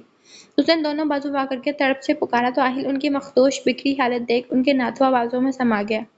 عاتکہ بے قراری سے اس کے چہرے پر جا بجا اپنی ممتا نچھاور کر کے برسوں کی تشنگی مٹانے لگی۔ اپنے چہرے پر مہربان نرم لمس محسوس کرتا ہے آہل کے تڑپتے دل کو ٹھنڈک مل گئی تھی۔ مام! وہ تھک کر آہل کے سینے سے لگی تو آہل نے بے ساختہ اسے اپنے چوڑے سینے میں بھیج دیا اور اس کے سر پر پیار کیا۔ تم وعدہ کرو کہ مجھے کبھی چھوڑ کر نہیں جاؤ گے؟ عاتکہ نے پھر اس پر پیار کی برسات شروع کی تو آہل کا دل پل بھر کو سکڑا۔ پرامس مام، آپ کو مزید ان سفاک لوگوں کے رحم و کرم پر چھوڑ کر نہیں جاؤں گا۔ آہل نے ان کے بہتی آنکھوں پر اپنے لب رکھے۔ اذلان، تم جا کر ڈسچارج پیپر تیار کروا لو۔ جی۔ وہ حدید کو ساتھ لے کر وارڈ روم سے نکل گیا۔ عاتکہ کو حویلی لا کر وہ چینج کرنے اپنے روم میں چلا گیا۔ دروازہ کھول کر اندر قدم رکھے کہ غیر ارادی طور پر نظر سامنے صوفے کی پشتے سر رکھے آنکھیں بند کیے انایا پہ پڑی تو چونک گیا۔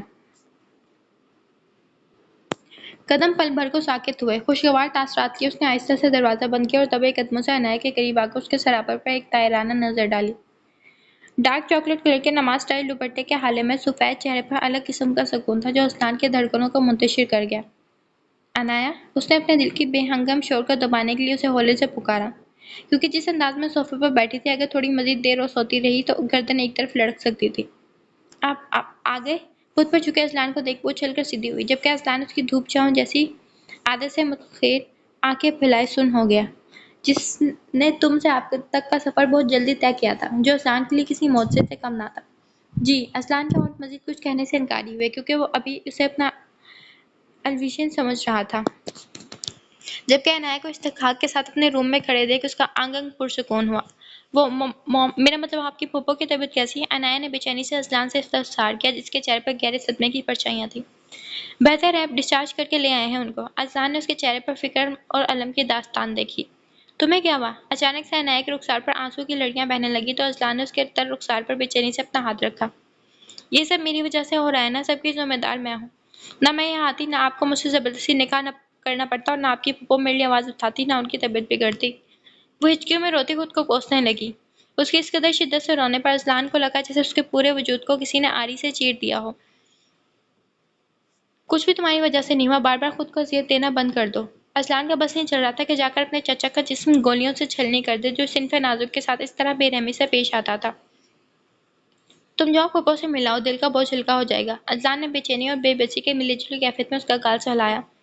وہ خود آہل کے منہ سے اتنا بڑا انکشاف سن کر شاک تھا، اور پھر عاطفہ کی تڑپ اور بے قراری اور اس کے منہ سے اقرار سن کر تو جیسے بات پر پکی مہر لگ گئی کہ آہل عاطفہ کا ہی بیٹا ہے۔ وہ یقین اور بے یقینی کے بھنور میں پھنس چکا تھا۔ عنایہ، اچانک کچھ سوچ کر اس نے عنایہ کے بڑھتے قدموں کو روکا۔ ہاں؟ وہ جو عاطفہ سے ملنے جا رہی تھی اذلان کے پکارنے پر پلٹ کر دیکھا۔ تم جانتی تھی آہل پھپھو کا بیٹا ہے؟ نہیں، مجھے بھی آج ہی معلوم ہوا ہے۔ وہ بہت باریک بینی سے عنایہ کے چہرے کو کھوجتی نگاہوں سے دیکھ رہا تھا جس پر کسی قسم کے جھوٹ کا شائبہ تک نہ تھا۔ ٹھیک ہے تم جاؤ، اس نے بوجھل طبیعت کے ساتھ کہا۔ عنایہ ہال میں آئی تو سب عورتوں کو عاطفہ کے ارد گرد بیٹھے دیکھ وہ بھی اس کی طرف چلی آئی جو پہلے کی نسبت بجھی بجھی سی برسوں کی بیمار لگ رہی تھی۔ آپ ٹھیک ہیں؟ آہل جو عاطفہ کی دوائیاں زہر کو سمجھا رہا تھا اس نے ٹھٹک کر عنایہ کے چہرے پر چھائی فکر مندی اور تشویش کو دیکھا۔ ہاں میری جان، میں ٹھیک ہوں، تم ادھر آؤ میرے پاس۔ عاطفہ نے اس کو اپنے پاس بلایا تو غائب دماغی سے اٹھ کے پاس آ بیٹھی۔ تمہاری بے غیرتی کی داد دینی پڑے گی۔ میری پھپھو کی اس حالت کی ذمہ دار تم ہو۔ انفیکٹ جب سے تمہارا منحوس سایہ حویلی پر پڑا ہے کچھ بھی صحیح نہیں ہو رہا، ہماری ہستی بستی زندگی کو ناسور بنا دیا ہے۔ چلی کیوں نہیں جاتی یہاں سے؟ ہم سب کی خوشیاں کھا گئی تم۔ ابھی وہ عاطفہ سے معذرت کرنے کے لیے الفاظ کا چناؤ کر رہی تھی جو اس کے لیے کسی پہاڑ کی چوٹی کو سر کرنے کے مترادف تھا کہ شیزا نے آ کر زور سے اس کا بازو دبوچا اور جھٹکے سے اس عاطفہ کے پہلو سے اٹھا کر پیچھے کی طرف دھکیلا کہ زمین بوس ہونے سے پہلے دو مضبوط ہاتھوں نے اسے تھام لیا۔ شیزا! حدید عنایہ کو اپنے بازو کے حلقے میں لے کر شربار نظروں سے شیزا کو دیکھنے لگا۔ عنایہ جو ٹوٹی شاخ کی طرح حدید کے سینے سے لگی تھی خود کو چھڑانے کے لیے اس کے سینے پر ہاتھ رکھ کر روتی فاصلہ بنانے لگی کہ حدید نے اس کی کوشش ناکام کی اور اسے خود سے لگایا۔ تو اس منظر نے شیزا کے پورے وجود کو جلا کر راکھ کر دیا جبکہ آہل سینے پر ہاتھ باندھے زیر لب مسکرایا۔ اب آئے گا مزہ۔ سب کو اپنی بیہودہ اداؤں کا گرویدہ بنا لیا ہے تم نے۔ پہلے مجھ سے میری بچپن کی محبت چھین لی، اب میرے بھائی پر ڈورے ڈال رہی ہو۔ شرم نام کی کوئی چیز ہے تمہیں؟ شیزا تحقیر آمیز لہجے میں کہہ کر اس کے قریب آئی کہ اچانک عنایہ کا ہاتھ اٹھا اور اس کے چہرے پر گہرا چھاپ چھوڑ گیا۔ سب ہکا بکا عنایہ کی جرأت پر، جو کبھی تمہارا تھا ہی نہیں، اس کو لے کر تم اتنی برہم کیوں ہو رہی ہو؟ یا زیادہ غم اپنے ریجیکٹ ہونے کا لیا ہے؟ چلو میں تو ہوں بدکار اور بیہودہ، تم کون سا دودھ کی دھلی ہو جو ایک نامحرم کی محبت کا روگ لگا کر بیٹھی ہو؟ مجھ سے زیادہ گری ہوئی تو تمہاری سوچ ہے۔ آئندہ میرے بارے میں بات کرنے سے پہلے 1000 بار سوچنا۔ آج تو صرف تھپڑ مار کر منہ بند کیا، اگلی بار منہ توڑتے ہوئے تھوڑی بھی نہیں ہچکچاؤں گی۔ چہرے پر غضبناک تاثر لیے اس نے مضبوط لب و لہجے میں کہا کر خود کو حدید کی گرفت سے چھڑایا اور جا کر پورے حق سے عاطفہ کے سینے سے لگی اپنے اندر کے اشتعال کو دبانے لگی۔ میں نے آنکھ کھولتے ہی جس انسان کو اپنے قریب پایا، اپنا محافظ پایا، وہ آپ کا بیٹا تھا، اور مجھے اظہار کرنے میں کوئی حد تک محسوس نہیں ہو کہ میں آہل یزدان سے محبت کرتی ہوں۔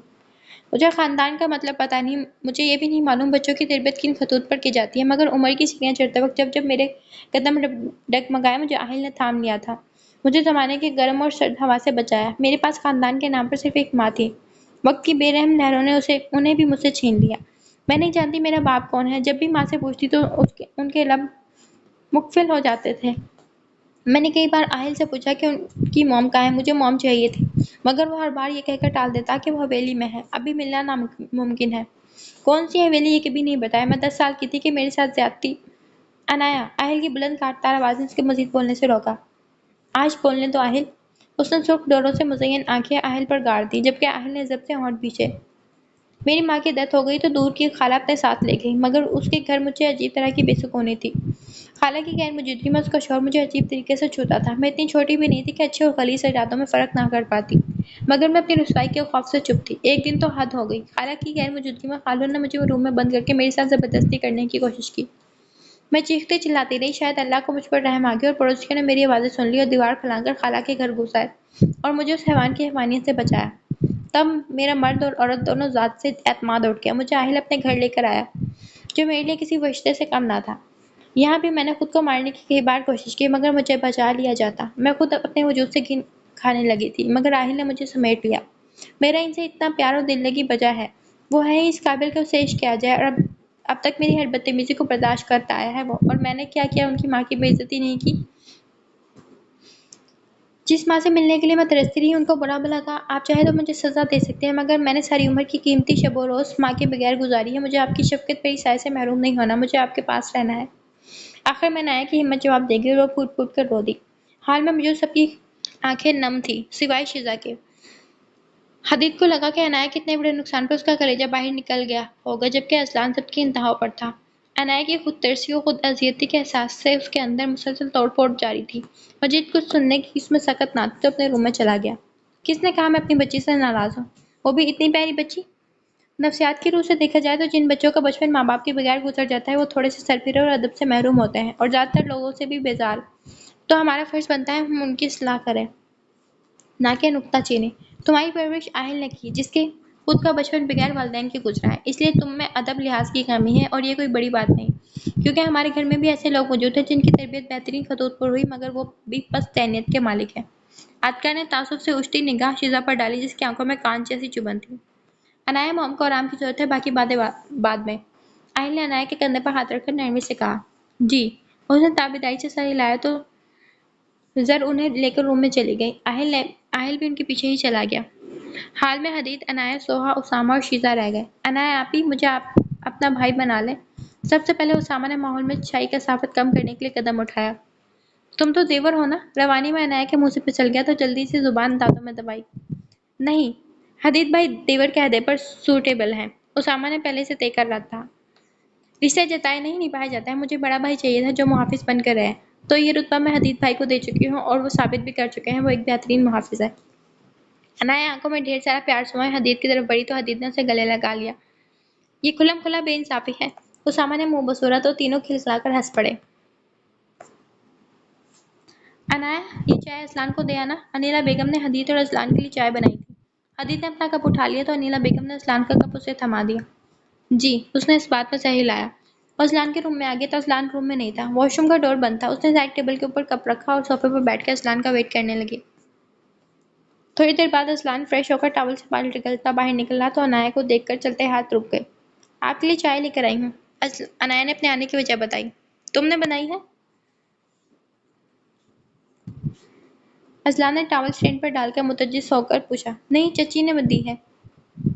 اس نے انیلا بیگم کو حوالہ دیا۔ تمہیں یقین تھا مجھ پر کہ میں جان بوجھ کر تمہارے روم میں نہیں آیا تھا؟ اچانک غیر متوقع سوال پر عنایہ چونک کر اسے دیکھنے لگی۔ کوئی بھی انسان اپنے ماں کی جھوٹی قسم نہیں کھا سکتا۔ نہ اقرار نہ انکار، اور اپنی بات کہہ ڈالی۔ اذلان نے ہنکار بھرا اور چائے کا کپ اٹھا لیا اور بالکل اس کے قریب صوفے پر بیٹھ گیا۔ میں چلتی ہوں، آپ آرام کر لیں۔ اس کی نگاہوں کے شوخ تقاضوں سے گھبرا کر عنایہ بے ساختہ خود میں سمٹتی چلی گئی۔ ابھی تو آئی ہو، تھوڑی دیر اور رک جاؤ۔ اذلان نے نرمی سے اس کا بازو پکڑ کر اپنی مضبوط گرفت میں لے کر اپنے قریب کیا تو وہ بے اختیار مچل اٹھی۔ باہر سب موجود ہیں، عنایہ نے بوکھلا کر مزاحمت کی۔ تو اب تو پورے جملہ حقوق تمہارے نام محفوظ کر چکا ہوں، گمبھیر لہجے میں کہتے اس نے چائے کا کپ ٹیبل پر رکھا اور اس کی گردن کی طرف ہاتھ بڑھایا کہ عنایہ نے دوپٹے پر گرفت مضبوط کی۔ ابھی رخصتی نہیں ہوئی پلیز، کانپتے لہجے میں اسے وارن کیا۔ مجھے خود کو یہ یقین دلانے دو کہ تم میری ہو۔ اذلان نے بہت نرمی سے اس کے ہاتھ ہٹا کر گردن کو دوپٹے سے آزاد کیا تو اس نے خفت سے آنکھیں میچ لی، جبکہ اذلان اس کی گردن پر جھکا اپنے محبت کے لمس سے اسے معطر کر کے خود بھی بہکنے لگا۔ اذلان گردن پر مونچھوں کی چبھن سے عنایہ نے سسکاری لی۔ اذلان نے اسے صوفے پر لٹایا اور خود اس پر سایہ فگن ہو گیا اور جا بجا اس کے وجود پر اپنا مہکتا لمس چھوڑنے لگا۔ آج وہ شاید ساری حدیں بھی توڑ دیتا کہ دروازے پر ہونے والی دستک اسے ہوش میں لے آئی۔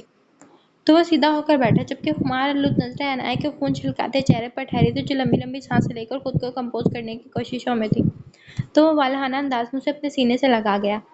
دوبارہ ہونے والی دستک پر عنایہ اپنی جگہ سے اچھلی اور دوپٹہ کندھے پر ڈال کر عجلت میں دروازہ کھول کر باہر نکلی۔ دروازے میں کھڑا حدید اس کی پھرتی پر حیران سا اندر داخل ہوا۔ تم نے کچھ کہا ہے اس سے؟ حدید نے تیکھے چتونوں سے صوفے پر بیٹھے اذلان کو دیکھا جو دونوں ہاتھوں کی مدد سے ماتھے پر بکھرے بال سنبھال رہا تھا۔ شوہر ہونے کا ڈیمو دے رہا تھا جو تمہارے بے وقت مداخلت کی وجہ سے نہیں دے پایا۔ اذلان نے خشمے کی نظروں سے دیکھ کر نفی میں سر ہلایا تو حدید کا کہکہ بے ساختہ تھا۔ میں تو تمہیں بڑا شریف آدمی سمجھتا تھا۔ حدید نے اسے شرمندہ کرنا چاہا۔ لیکن بدقسمتی سے میں ہوں نہیں، اذلان نے کپ اٹھا کر ہونٹوں سے لگایا۔ اب تو یہ چائے کڑوی ہی لگے گی۔ حدیث نے محسوس لہجے میں کہا تو اسلان نے خونخوار نظروں سے اسے گورا۔ بتا بھی دو اب کیوں کباب میں ہڈی بن کر آ گئے ہو؟ اچھے بھلے موڈ کو سپوائل کر دیا۔ وہ پھپھو کے بارے میں بات کرنی ہے۔ حدید اس کے پاس ہی صوفے پر بیٹھ گیا۔ میں بھی اسی کشمکش میں مبتلا ہوں، مگر ابھی پھپھو کی طبیعت دیکھ کر پوچھنا ٹھیک نہیں، اس لیے کل استقامت سے پوچھ لیں گے۔ اذلان کپ ٹیبل پر رکھ کر سنجیدگی سے گویا ہوا، مگر گھر کے بڑے بزرگوں کا رد عمل کافی جھاڑ جھانا ہو سکتا ہے، ہمیں ہر طرح کی سچویشن کے لیے خود کو تیار رکھنا ہے۔ میں نہیں چاہتا کہ پھپھو یا انایا کو اس بار کسی کے عتاب کا نشانہ بنایا جائے۔ حدید کو اب دونوں کی فکر ستائی جا رہی تھی۔ ماضی کے بہت سارے باب ایسے ہیں جو ہم سے پوشیدہ رکھے گئے ہیں، اور آہل اسی ایک کہانی کا اہم کردار ہے۔ آہل کا یہاں آنا، دادا سرکار کا انایا اور آہل کا نکاح کروانا اسی کہانی کی ایک کڑی ہے۔ جب تک وہ سارے راز افشا نہیں ہو جاتے ہم نے حالات کو قابو میں رکھنا ہے۔ اذلان کے دماغ میں کچھ دیر پہلا والا منظر رقص کرنے لگا، جب انایا کی ذات پر بار بار کیچڑ اچھالا جا رہا تھا اور وہ چاہ کر بھی اس کی تکلیف کو کم نہیں کر سکتا تھا۔ اوکے میں چلتا ہوں، اگر تمہیں ڈیمو کمپلیٹ کرنا ہو تو انایا کو بھیج دوں۔ حدید آخر میں بھی شوق ہوا۔ نو تھینکس، اذلان نے سہولت سے منع کیا، کیونکہ وہ خود کسی کمزور لمحے کی نظر ہو کر انایا سے اس کی معصومیت نہیں چھیننا چاہتا تھا۔ زر بیٹے اب میں ٹھیک ہوں، تم جاؤ اپنے روم میں، اپنے شوہر کو دیکھو۔ کچھ کھایا بھی ہے کہ نہیں میرے بچے نے؟ عجیب ہٹ دھرمی ہے، بندہ ڈپریشن میں بھلا کھانے سے کیوں احتجاج کرتا ہے؟ اسے بتاؤ بھوکے پیٹ دماغ کی بتی نہیں جلتی، برسوں سے سینے میں جلتے انتقام کی آگ کو ہوا دی ہے تو اب اسے پایہ تکمیل تک پہنچانے کے لیے مناسب ڈائٹ لو۔ مجھے تو اس کی خاموشی کسی بڑے طوفان کا پیش خیمہ لگ رہی ہے۔ رات کے کھانے کے بعد زر نے عاطفہ کو میڈیسن دی اور اسے ساتھ لیٹنے لگی کہ عاطفہ نے منع کر دیا۔ پھوپھو میں خود عجیب توہمات کا شکار ہوں، انتقامی کارروائیوں کی وجہ سے ہم پھر سے اپنوں سے بچھڑ نہ جائیں۔ دوسرا اہل جنم نہیں لینا چاہیے۔ زر تو سوچ سوچ کے ہلکان ہو رہی تھی۔ عاطفہ کو میڈیسن دے کر وہ کچن میں آئی اور اہل کے لیے دودھ گرم کر کے لے گئی تو اسے صوفے کی پشت سے سر ٹکائے کال پر کسی کے ساتھ محو گفتگو پایا۔ صوفے کی بیک سائڈ پر آ کر اس نے اہل کے کندھوں پر بازو ٹکا کر سامنے کیمرے پر نظر دوڑائی تو مہد کو دیکھ کر سلام کیا۔ السلام علیکم مہد بھائی، کیسے ہیں آپ؟ وعلیکم السلام، I'm good، تم کیسی ہو؟ مہد نے خوشی کلاکی سے جواب دیا، میں بھی اچھی ہوں۔ جلدی فنش کریں۔ انایا نے ہاتھ میں پکڑا گلاس اہل کے منہ سے لگایا تو اس کے چہرے کے زاویے بگڑے، جبکہ زر اسے آنکھوں سے تنبیہ کرنے لگی۔ زر یہ کیا کر رہی ہو؟ اس کو کھانا کھلا دو یار، جتنی ہیلدی اس کی جسامت ہے تو دودھ سے اسے تھوڑا بھی فرق نہیں پڑنے والا۔ مہد نے امڑنے والا قہقہ دبایا۔ بھائی آپ کے دوست اب خود باپ بننے جا رہے ہیں، مگر ان کی عادتیں دیکھ مجھے لگتا ہے کہ ان کی شادی کی عمر نہیں تھی، کھیلنے کودنے کی تھی۔ زر نے پھر سے گلاس اس کے لبوں سے لگایا تو ایک ہی سانس میں پی گیا۔ ڈفر تو باپ بننے جا رہا ہوں، مجھے بتانے کی زحمت نہیں کی؟ مہد پھر بھپر گیا۔ کیا یار اتنا الجھا ہوا ہوں، یاد ہی نہیں رہا۔ اہل نے ٹشو کے لیے ہاتھ بڑھایا کہ زر نے جلدی سے ہاتھ میں پکڑی ٹشو سے اس کے لبوں کے کنارے صاف کیے۔ جانتی ہو نا تم مجھے دودھ نہیں پسند، مگر تم پھر بھی اپنی ضد منوا لیتی ہو، اور یہ کون سا وقت ہے روم میں آنے کا؟ میرے صبر کا پیمانہ لبریز ہو گیا تھا مسز، ابھی میں خود آنے والا تھا تمہاری کلاس لینے۔ الوداعی کلمات کہہ کر اہل نے فون ٹیبل بند کر کے رکھا اور گلاس ٹیبل پر رکھ دیا۔ میں آ رہی تھی، پھپھو کو میڈیسن دے رہی تھی۔ انایا نے لیٹ آنے کی وجہ بتائی۔ سو گئی مام؟ اہل نے اسے ہاتھ سے پکڑ کر اپنے سامنے کیا۔ ہاں، آپ کو لے کر کافی پریشان ہے۔ اہل کی گود سے لیپ ٹاپ اٹھا کر خود وہاں بیٹھ گئی۔ ہونا بھی چاہیے۔ یہ بتاؤ تمہاری طبیعت تو ٹھیک ہے نا؟ میرا بچہ تنگ ونگ تو نہیں کرتا؟ اس کے کندھے پر ہونٹ رکھ کر استفسار کرنے لگا۔ بچے کا باپ کوئی کسر چھوڑے تو بچہ تنگ کرے نا؟ آپ نے تو قسم کھائی ہے ہمارا سکھ چین برباد کرنی، یہ پتہ نہیں کیا کرنے والے ہیں آپ، میرا تو دل بیٹھا جا رہا ہے، نفساتی ہو گئے ہیں، کبھی کبھی مجھے اپنے آپ سے ہی ڈر لگنے لگتا ہے۔ ذرا اس کی گردن میں منہ چھپا کر ناراضگی کا برملا اظہار کر گئی۔ لوگ نفسیاتی اس وجہ سے ہوتے ہیں کہ انہیں اتنی شدت سے توڑا جاتا ہے کہ وہ جذبات کھو دیتے ہیں، مگر ڈونٹ وری، تمہیں کچھ نہیں ہونے دوں گا نہ اپنے بچے کو۔ اہل اس کے بالوں میں انگلیاں پھیرنے لگا۔ اہل مجھے ہر لمحہ آپ اپنے سامنے چاہیے، جس طرح آپ کا بچپن محرومیوں میں گزر گیا، میں نہیں چاہتی میرا بچہ بھی آپ کی طرح سفر کرے، پلیز چھوڑ دیں اپنی ضد۔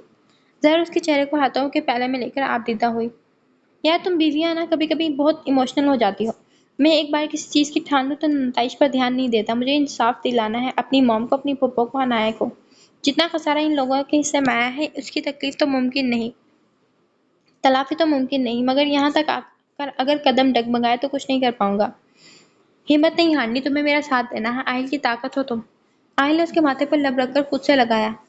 مگر میرا بچہ، زر نے مکان کے انداز میں پیٹ پر ہاتھ رکھا۔ بچے کو کچھ نہیں ہوگا، میں ہونے ہی نہیں دوں گا، بھروسہ ہے نا تمہیں اپنے بچے کے باپ پر؟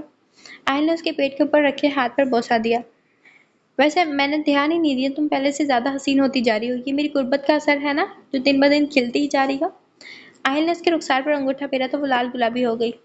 مکھن نہ لگائیں اور بتائیں مجھے کون سے مار کے سر کرنے کی کوششوں میں لگے ہیں، آپ کے ارد گرد کا ہوش ہی نہیں۔ ضرور اس کے ہاتھوں کی گستاخیوں سے بچنے کی کوششوں میں تھی۔ فی الحال تو ہسبینڈ ہونے کا بھرپور فائدہ اٹھانے والا ہوں کیونکہ میری بیوی بہت کم میسر آتی ہے، تو گزرے شب و روز کا حساب چکتا کرنا۔ اتنا ہینڈسم ہسبینڈ ملا ہے تمہیں چاہیے کہ خود پاس آ کر ڈھیر سارا پیار وصولو۔ ہماری چارمنگ سی لڑکیاں تو کافی مرغوب نظر آتی ہیں، بیوی کو قدر ہی نہیں ہے۔ آہل کی رینگتی انگلیاں اپنے کمر پہ محسوس کر کے زر کا سانس حلق میں اٹک گیا تو اکتاہٹ اور بے چینی سے مزاحمت کرتے پہلو بدلا۔ اپنی مزاحمت ترک کر دے مسز، میں نے 2 سال کافی شرافت کا مظاہرہ کیا ہے، اب مزید میں اپنی من مانیوں پر اتر آئے تو کل خود سے بھی نظریں ملانے کے قابل نہیں رہو گی۔ آہل کی ذومانیت پر وہ غصے اور شرم کی کیفیت سے دوچار ہوئی۔ آپ مجھے سچ سچ بتائیں، کیا واقعی اپنے نفس کی تسکین کے لیے بیوی بنایا ہے مجھے، یا پھر واقعی میں آپ کی منچاہی بیوی ہوں؟ بالآخر اپنے گریز اور بدگمانی کی وجہ زبان پر آ ہی گئی، جو کب سے سوہا کی باتوں کے زیر اثر اس سے نالاں تھی۔ فطری شرم و حیا شرمندگی سے دوچار آنکھیں جھک گئی۔ کس نے پہنائی ہے تمہیں یہ بدگمانی کی چادر؟ یہ تمہارے پیٹ میں پلنے والا وجود بھی تمہیں یہ باور کرانے میں ناکام رہا ہے کہ تم آہل احسان کی چاہت بن چکی ہو، میرے خاندان کی نسل کو آگے بڑھانے والی ہو تم۔ بھاری لہجے میں کہتے اس کے سرکتے لب گردن پر گردش کرنے لگے تو زر کو اپنا دل کنپٹیوں میں دھڑکتا محسوس ہونے لگا تو بے-ساختہ وہ نظریں چڑھا گئی، جبکہ آہل نے اسے باہوں میں بھر کر بیڈ پر لٹایا اور اس کے اوپر بلینکٹ سیٹ کر کے سیدھا ہوا۔ آئندہ اس طرح کی فضول گوئی سے گریز کرو اور ورنہ مجھے محبوب سی شوہر بننے میں 1 سیکنڈ نہیں لگے گا۔ اسپاٹ لہجے میں کہہ کر اس کے رخسار پر شدت بھرا لمس چھوڑ کر وہ دور ہٹا کے زر نے جلدی سے اس کی کلائی پکڑی۔ کہاں جا رہے ہیں آپ؟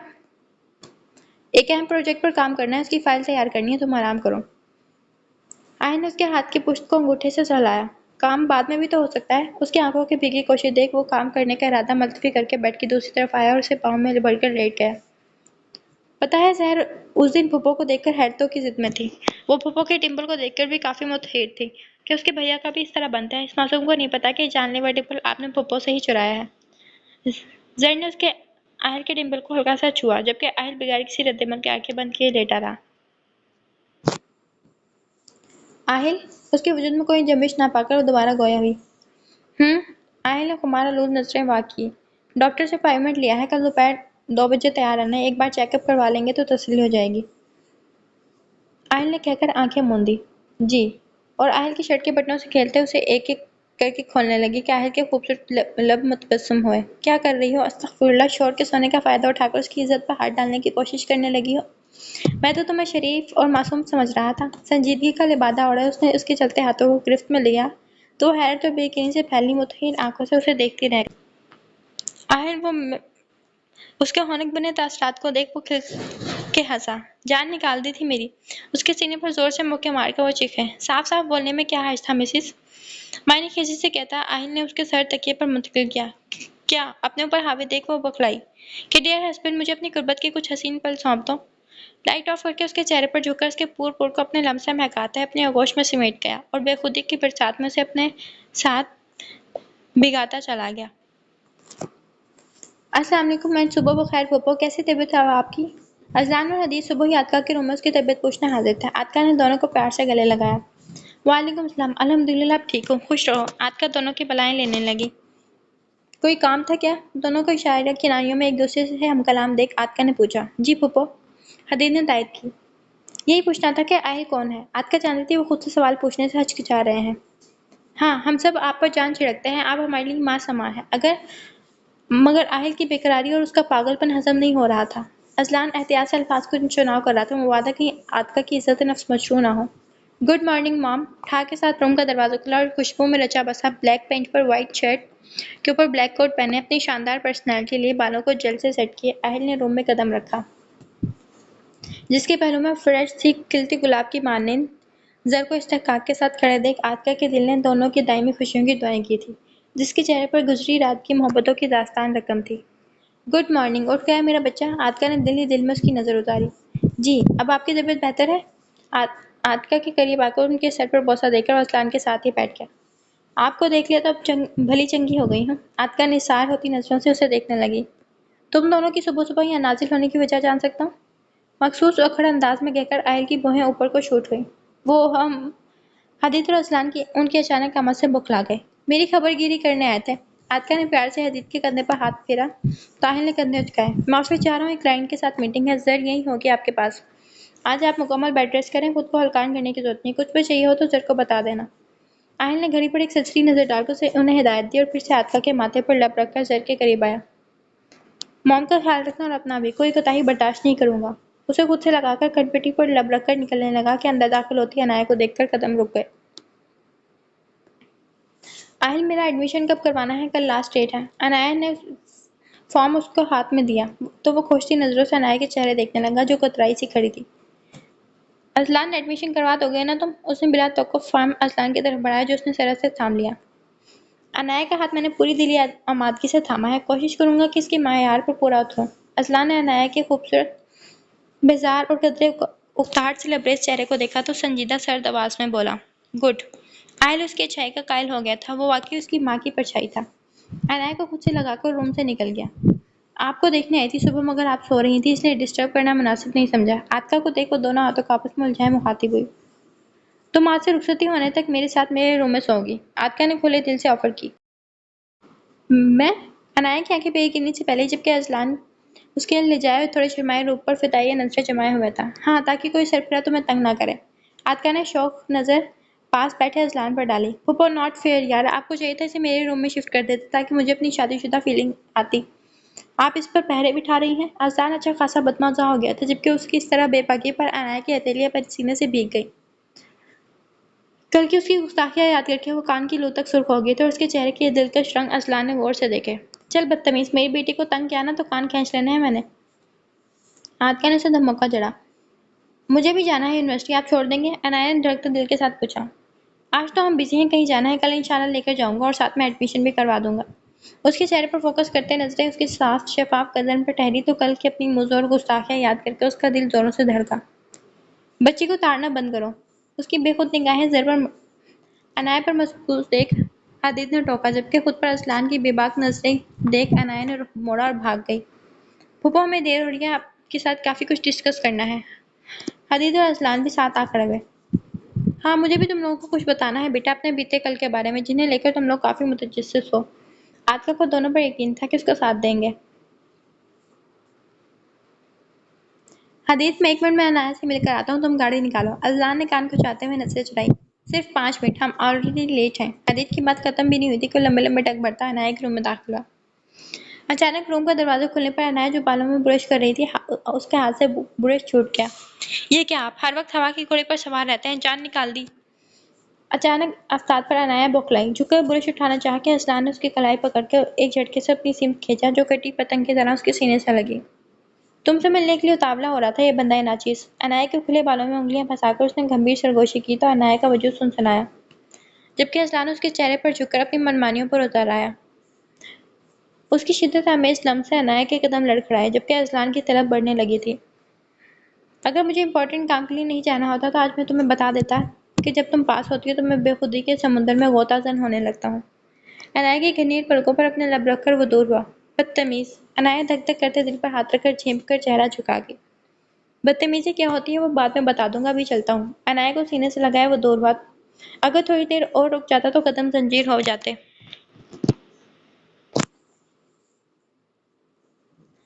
آپ روئی ہیں؟ کسی نے کچھ کہا ہے آپ کو؟ عنایہ جو عاطفہ کے اصرار پر کچن میں چلی آئی تھی کہ تیاری میں اپنے ساس کا ہاتھ بٹائے۔ حالانکہ وہ صاف بتا چکی تھی اسے کچن کا کوئی کام نہیں آتا، مگر وہاں ساس کی جگہ انیلا بیگم کے سوچے گال اور سوجی آنکھیں دیکھ ڈھیر سارا سا ملال نے اسے آ گھیرا۔ نہیں، بس طبیعت ٹھیک نہیں۔ انیلا بیگم نے بدوقت آنکھیں چرائی اور جلد میں ہاتھ چلانے لگی۔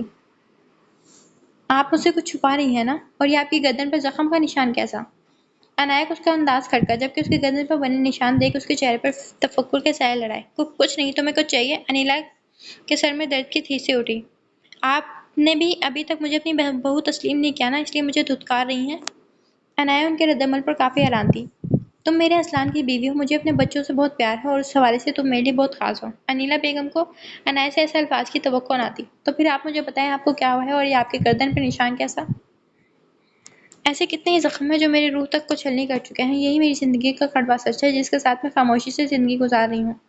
اگر کوریدوں گی تو خود کو اذیت میں ڈالوں گی۔ انیلا بیگم کے چہرے پر دکھ تکلیف کے آثار نمایاں ہوئے۔ آپ کے ہسبینڈ آپ کو مارتے ہیں؟ سب سے پہلا عنایہ کے ذہن میں جو سوال گردش کرنے لگا اسے زبان دی۔ میرا اسلان باقی مردوں جیسا شفاف نہیں ہے، وہ کسی نازک کلی کی طرح تمہیں سنبھال کر رکھے گا۔ انیلا بیگم نے سوال گول کیا۔ جانتی ہوں انہیں، مگر یہ میرے سوال کا جواب نہیں۔ عنایہ نے ان کے چلتے ہاتھ پر ہاتھ رکھا۔ آپ کو حدید بھائی کی قسم، بتا دیں مجھے ہوا کیا ہے؟ عنایہ جب سے آئی تھی اس نے بلا ضرورت یہاں کی عورتوں کو ایک دوسرے کے ساتھ بات کرتے نہیں دیکھا۔ ایک خول قائم تھا سب کے درمیان، جبکہ انیلا بیگم اسے ہاتھ سے پکڑ کر اس کے روم میں لے آئے اور دوپٹہ اپنے وجود سے الگ کر کے اس کے مقابل کھڑی ہوئی۔ یہ کس نے کیا؟ عنایہ کے سینے میں پکڑ دکڑ شروع ہو گئی۔ جنہیں لوگ سرتاج کہتے ہیں مزاجی خدا بھی کہا جاتا ہے، ہم جسے اپنا محافظ سمجھتے ہیں، انہیں کی دیے ایک زخم ہے جو مجھے دیمک کی طرح اندر ہی اندر چاٹ رہے ہیں۔ ان کو تسکین یہ زخم دے کر ملتی ہے۔ یہ گھاؤ کبھی بڑھتے نہیں ہیں۔ ان کی نظر میں بیوی نہیں، کوئی زرخیز رکھیل ہوں۔ جس وقت وہ پاس ہوتے ہیں اس لمحے میں شدت سے موت کی دعا مانگتی ہوں۔ عنایہ ان کے جسم پر موجود جلنے کے نشان واضح دیکھ سکتی تھی جو سگریٹ سے داغے گئے تھے۔ وہ کیوں ایسا کرتے ہیں؟ آپ حدید بھائی کو بتا سکتی ہیں نا؟ جس طرح وہ میرے لیے اسٹینڈ لیتے ہیں آپ کے لیے بھی بہت کچھ کر جائیں گے۔ کب تک یہ اذیتیں برداشت کریں گی آپ؟ عنایہ تو زلزلوں کی ضد میں تھی۔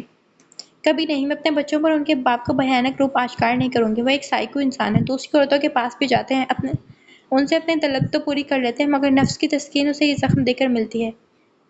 اس وقت وہ جلاد بنا ہوتا ہے۔ میری ہر دھڑک پر اس کے چہرے پر عجیب طرح کا سکون دیکھنے کو ملتا ہے۔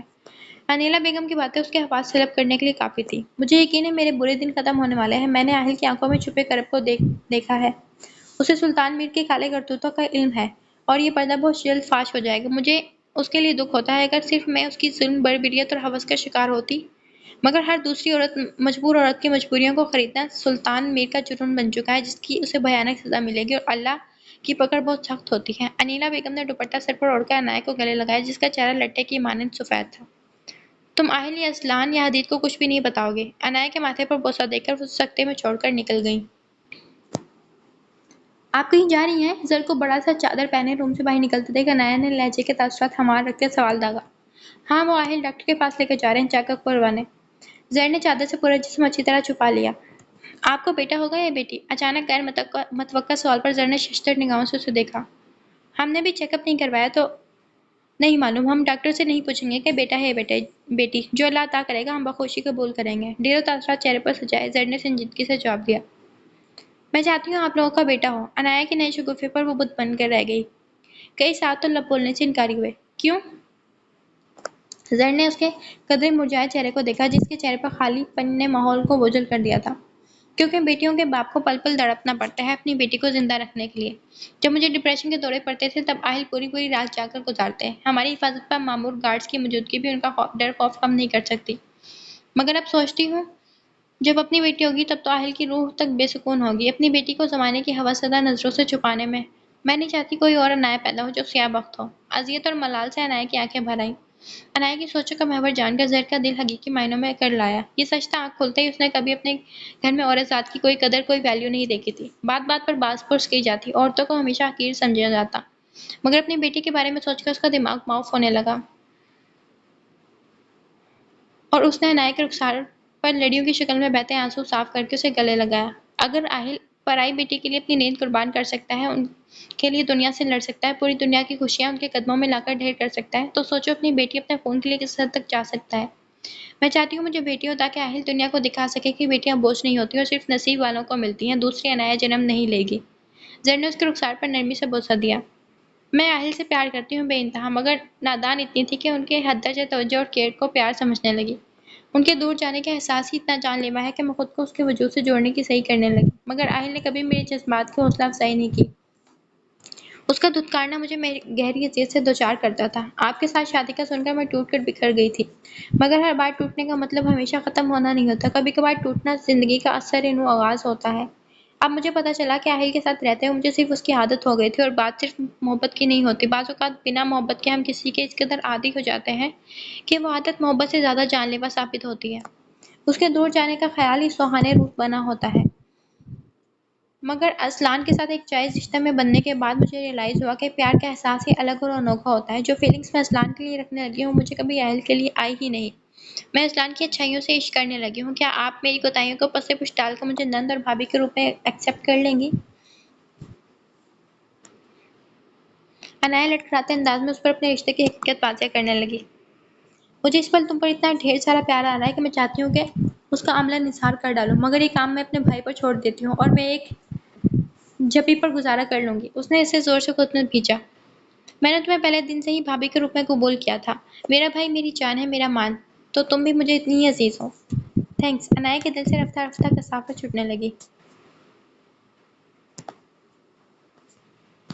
جب انیلا بھابھی کی بات سلطان بھائی سے پکی ہو گئی تب بڑوں نے میری زندگی کا فیصلہ بھی مجھ سے پوچھے بغیر کر دیا تو میں ہتے سے اکڑ گئی، کیونکہ میں ایک تعلیم یافتہ باشعور لڑکی تھی اور معاشرے میں پروان چڑھتی فضول قسم کی فرسودہ روایات کے خلاف، اور یہ وٹے سٹے کا رواج یہاں برسوں سے قدم جمائے کھڑا تھا، جس کے حق میں بالکل نہیں تھی، مگر بڑوں کے سامنے بلا خوف اپنے رشتے سے انکار میرے لیے انگاروں پر چلنے کے مترادف تھا، مگر میں چپ بیٹھنے والوں میں سے نہ تھی۔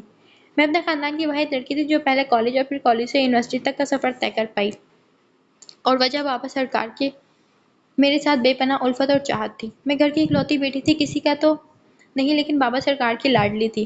کوئی بات منوانی ہوتی تو بھوک ہڑتال کر لیتی، بیچاروں ناچار سب کو ہتھیار ڈالنے پڑتے، مرتے کیا نہ کرتی کہ مناسب وقت کا انتظار کرتے ہوئے ابھی فی الحال خاموش رہنے میں عافیت سمجھی، کیونکہ الطاف بھی ولایت پڑھنے گئے تھے اور میں اپنے کلاس فیلو کامل میں انٹرسٹ لینے لگی تھی، یہ جانتے ہوئے بھی کہ ہمارے خاندان کے سپاہی رشتے کرنا سنگین جرم سمجھا جاتا ہے، مگر پیار اور محبت کے جذبے کے ساتھ بغاوت کا جذبہ بھی سر اٹھاتا ہے۔ وقت پہیہ لگا کر اپنی رفتار سے تیزی سے گزرتا گیا۔ میں نے کئی بار بابا سرکار سے بات کرنے کی کوشش کی، مگر تربیت آڑے آ گئی۔ وہ لاکھ مجھ پر جان چھڑکتے تھے، لاڈ اٹھاتے، ناجائز خواہشات آنکھ بند کر کے پوری کرتے، مگر یہاں بات دو خاندانوں کے درمیان تعلقات کی تھی، اور میرے انکار کی صورت میں تعلقات کشیدگی اختیار کر سکتے تھے۔ جیسے ہی الطاف پاکستان پہنچا، میں پہلی فرصت میں ان سے ملنے گئی، کیونکہ مجھے پتا تھا یہ لوگ مزید بات کو تول نہیں دیں گے اور رشتہ پکا ہو جائے گا۔ الطاف ایک اچھی شکل و صورت کو خوبصورت نوجوان تھا، جو کسی لڑکی کا خواب ہو سکتا تھا، مگر میرے لیے صرف وہ راستے کا ایک کانٹا تھا۔ موقع ملتے ہی میں نے ان کے کانوں میں رشتے کی بات ڈال دی۔ ان کے خیالات جان کر میرا دل گداز ہونے لگا کہ وہ بھی وہاں اپنی کسی کلاس فیلو کے ساتھ ریلیشن شپ میں تھا، اور یہ بات بہت آگے بڑھ چکی ہے۔ دونوں شادی کرنا چاہتے ہیں، مگر خاندان کے فیصلوں نے ان کے پیروں میں بیڑیاں ڈال دی ہیں، اس لیے وہ خود کو اس نام نہاد رشتے کی زنجیر سے آزاد کرانے آیا تھا، اور ساتھ ہی اس لڑکی کو بھی لے کر آیا تھا۔ موقع غنیمت سمجھ کر میں نے اس کے کندھے پر بندوق رکھ کر چلانے لگی۔ لڑکی کا اس کے ساتھ پاکستان آنا میرے لیے معجزے کی سے کم نہ تھا۔ میں نے مسلمیت کی چادر چڑھا کر خود کو حالات کے رحم و کرم پر چھوڑ دیا، کیونکہ مجھے یقین تھا الطاف کوئی نہ کوئی راستہ ضرور نکالے گا کہ سانپ بھی مر جائے اور لاٹھی بھی نہ ٹوٹے۔ پھر ایک دن میں تائی اماں کے گھر گئی انیلا بھابھی سے ملنے، تو الطاف کے روم کے سامنے سے گزرتے میں نے اس کی آواز سنی۔ وہ کسی لڑکی سے فون پر گفتگو کر رہا تھا، اس کو ایک ہوٹل کا کہہ کر وہاں اس سے ملنے والا تھا۔ میری دلی مراد بھر آئی، میں سیدھا گھر چلی گئی اور بابا سرکار کو فورس کرنے لگی کہ مجھے آج باہر اچھے سے ریسٹورنٹ میں لنچ کروائیں۔ میں نے اچھے نمبروں سے ٹاپ کیا تھا، تو بابا سرکار بغیر کسی ہیل و حجت کے مان گئے۔ میں انہیں اسی ریسٹورنٹ میں لے گئی جہاں الطاف اور وہ لڑکی ملنے والے تھے، اور کبھی کبھی سب کچھ ہماری توقعات کے عین مطابق ہو جاتا ہے۔ بابا سرکار نے الطاف کو دیکھا، جو کسی لڑکی کا ہاتھ اپنے ہاتھوں میں تھامے اپنی محبت کا یقین دلا رہا تھا۔ بابا سرکار سے مزید برداشت نہیں ہوا اور ان کے سروں پر سوار ہو کر استفسار کیا۔ اب چھپانا بیکار تھا۔ الطاف نے معذرت کر کے بابا سرکار کو سچائی بتائی کہ وہ عاتکہ کو دھوکے میں نہیں رکھنا چاہتا، آپ خود کسی طرح یہ رشتہ ختم کر دیں۔ تب بابا سرکار نے وہ فیصلہ لیا جو گاؤں کی تاریخ میں رقم ہو گیا، میرا رشتہ ختم کروا دیا۔ دوسری طرف انیلا بھابھی کے باپ یعنی تایا ابو نے انیلا بھابھی کا رشتہ دینے سے انکار کیا، مگر الطاف نے اپنی طرف سے ایڑی چوٹی کا زور لگایا۔ تب جا کر معاملہ رفع دفع ہو گیا اور ایسے میں سلطان بھائی کی شادی ہو گئی۔ میں نے ڈھکے چھپے الفاظ میں بابا سرکار کے سامنے اپنی پسندیدگی کا اظہار کیا۔ پہلے تو وہ سخت برہم ہوئے، مگر بعد میں انہوں نے سوچنے کا ٹائم مانگا۔ بابا سرکار نے کامل یزدان سے ملنے کی خواہش کا اظہار کیا۔ بابا سرکار نے یونیورسٹی کے قریب میرے لیے ایک فلیٹ لیا تھا۔ ایگزامز کے دنوں میں اکثر ملازمہ کے ساتھ میں وہاں قیام کرتی۔ وہاں بابا سرکار کامل سے ملے۔ ہماری یونیورسٹی کا ایک قابل ہونہار اسٹوڈنٹ تھا۔ حالیہ امتحانات میں اس نے صوبے بھر میں ٹاپ کیا تھا۔ ہر اخبار، نیوز چینل میں اس کی کارکردگی کو سراہا گیا تھا، تو بابا سرکار بھی ان کے بارے میں کافی کچھ جان گئے تھے۔ ایک مڈل کلاس فیملی سے تعلق رکھتا تھا وہ، والدین کا انتقال ہو گیا تھا، فیملی کے نام پر اس کی ایک چھوٹی بہن تھی 13 سال کی۔ باپ سرکاری ملازم تھا تو اس کی پینشن سے گھر کا خرچہ بمشکل پورا ہوتا، باقی اس نے اپنے اسٹڈی اسکالرشپ کے ذریعے مکمل کی تھی۔ بابا سرکار کو اس سلجھے ہوئی شخصیت نے کافی متاثر کیا اور انہوں نے رشتے کی حامی بھری، مگر سب سے بڑا مرحلہ بھائیوں کو منانے کا تھا،